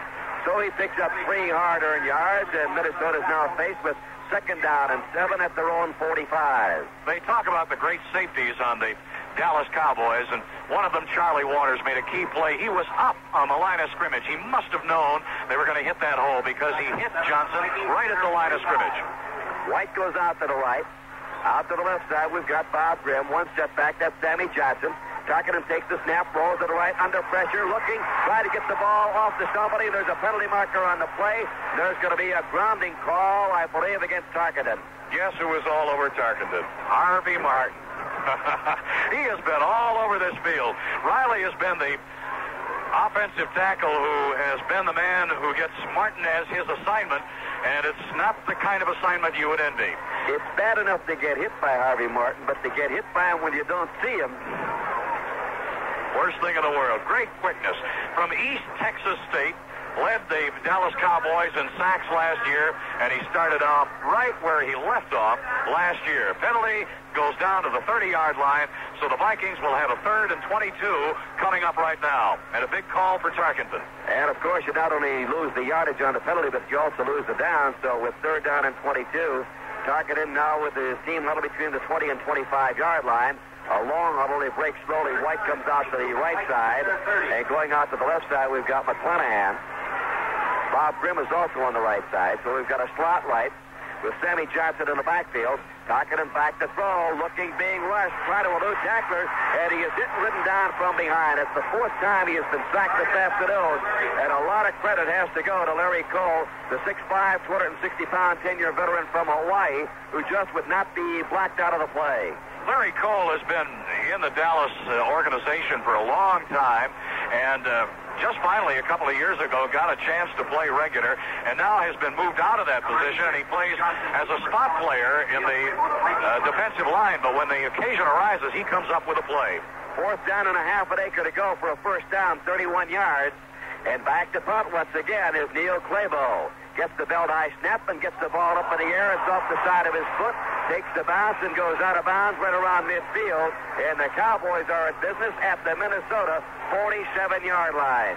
You've been there in business, Tony. A 26-yard punt.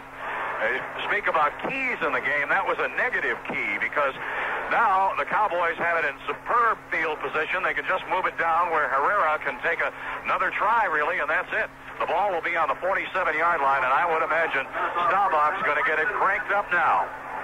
1st and 10 at the 47-yard line. OU Station identification will get you a break in just a moment right after this Dallas play. Out to the left side, we've got Golden Richards, Butch Johnson out to the right. Pearson, the deep man, Staubach fakes, looking, throwing up the middle, pass is caught, and dropped at the 31-yard line was number 88, Drew Pearson. He was hit and drilled down at the 31-yard line. It's going to be a 1st down, Dallas at the Minnesota 31. We pause briefly for station identification. This is Mutual, your News and Sports Radio Network.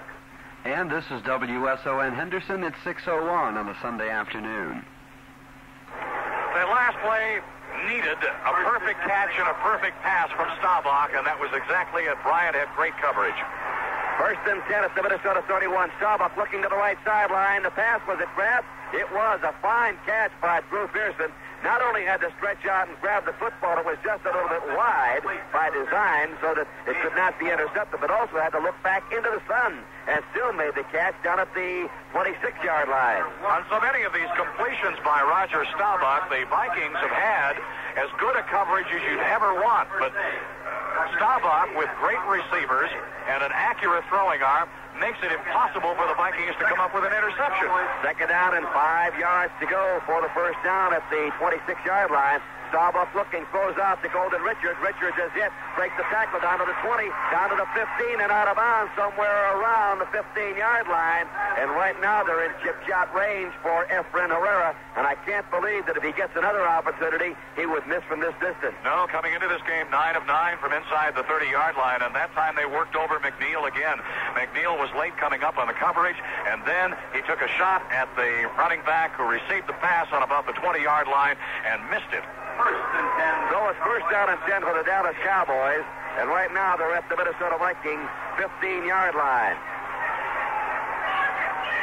Here's Roger Staubach with a long count. Gives the ball to Robert Newhouse. Off right guard he goes. Inside the 10, down to about the 8-yard line.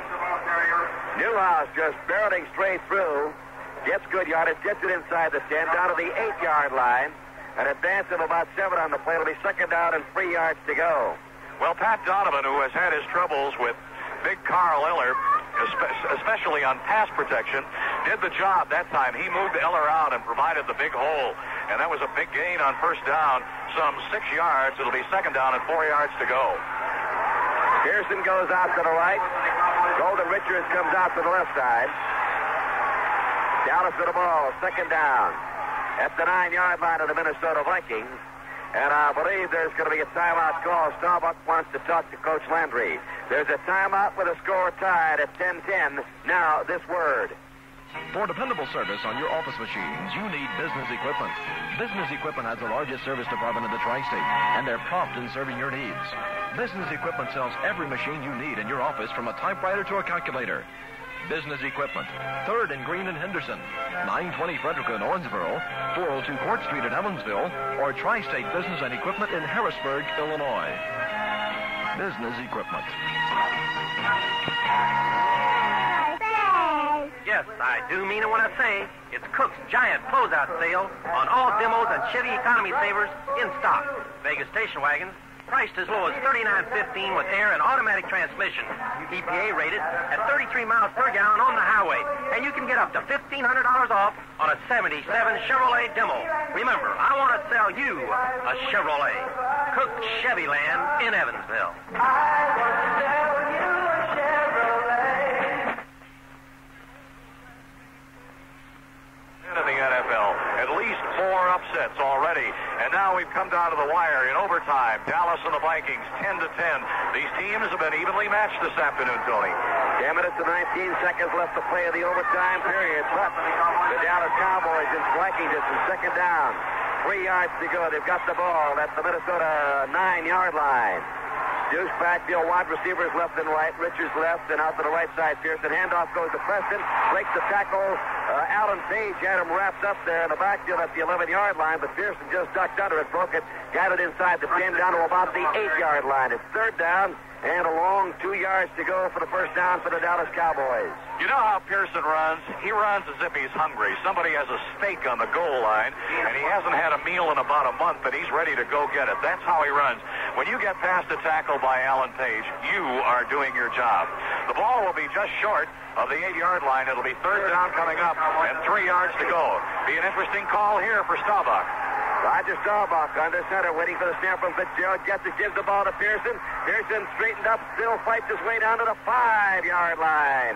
And from here, he's got a first down at the 5-yard line. First down as Pearson going off the right side, running right at the Minnesota defense. Gets the first down yardage. It'll be first down and goal. He goes the length of the football inside the 5. Big Pat Donovan, the former defensive end from Stanford University, now playing right tackle for the Dallas Cowboys, gave him a little crease, not a big hole, but in a situation like that with the Vikings stacked up on defense, Well, that's pretty good in itself. And Pearson took advantage of it. He carried tacklers with him, too. Here come the Cowboys out of the huddle at the 5-yard line. First down and goal to go. Starbuck turns around. He's going to throw, rolling to the left side. May run it. He's at the 5-yard line. He's in for the touchdown. Roger Starbuck got a scramble to the left side. Is in for the touchdown, and this football game is over as the Dallas Cowboys have defeated the Minnesota Vikings, or what you might call them in the upset. Minnesota was favored to win this game. They were a 2.5-point pick today, and we have at least 5 upsets on the scoreboard this afternoon. So the game winds up, the Dallas Cowboys 16 and the Minnesota Vikings 10. We'll continue our wrap-up of today's game right after this message from Pennzoil.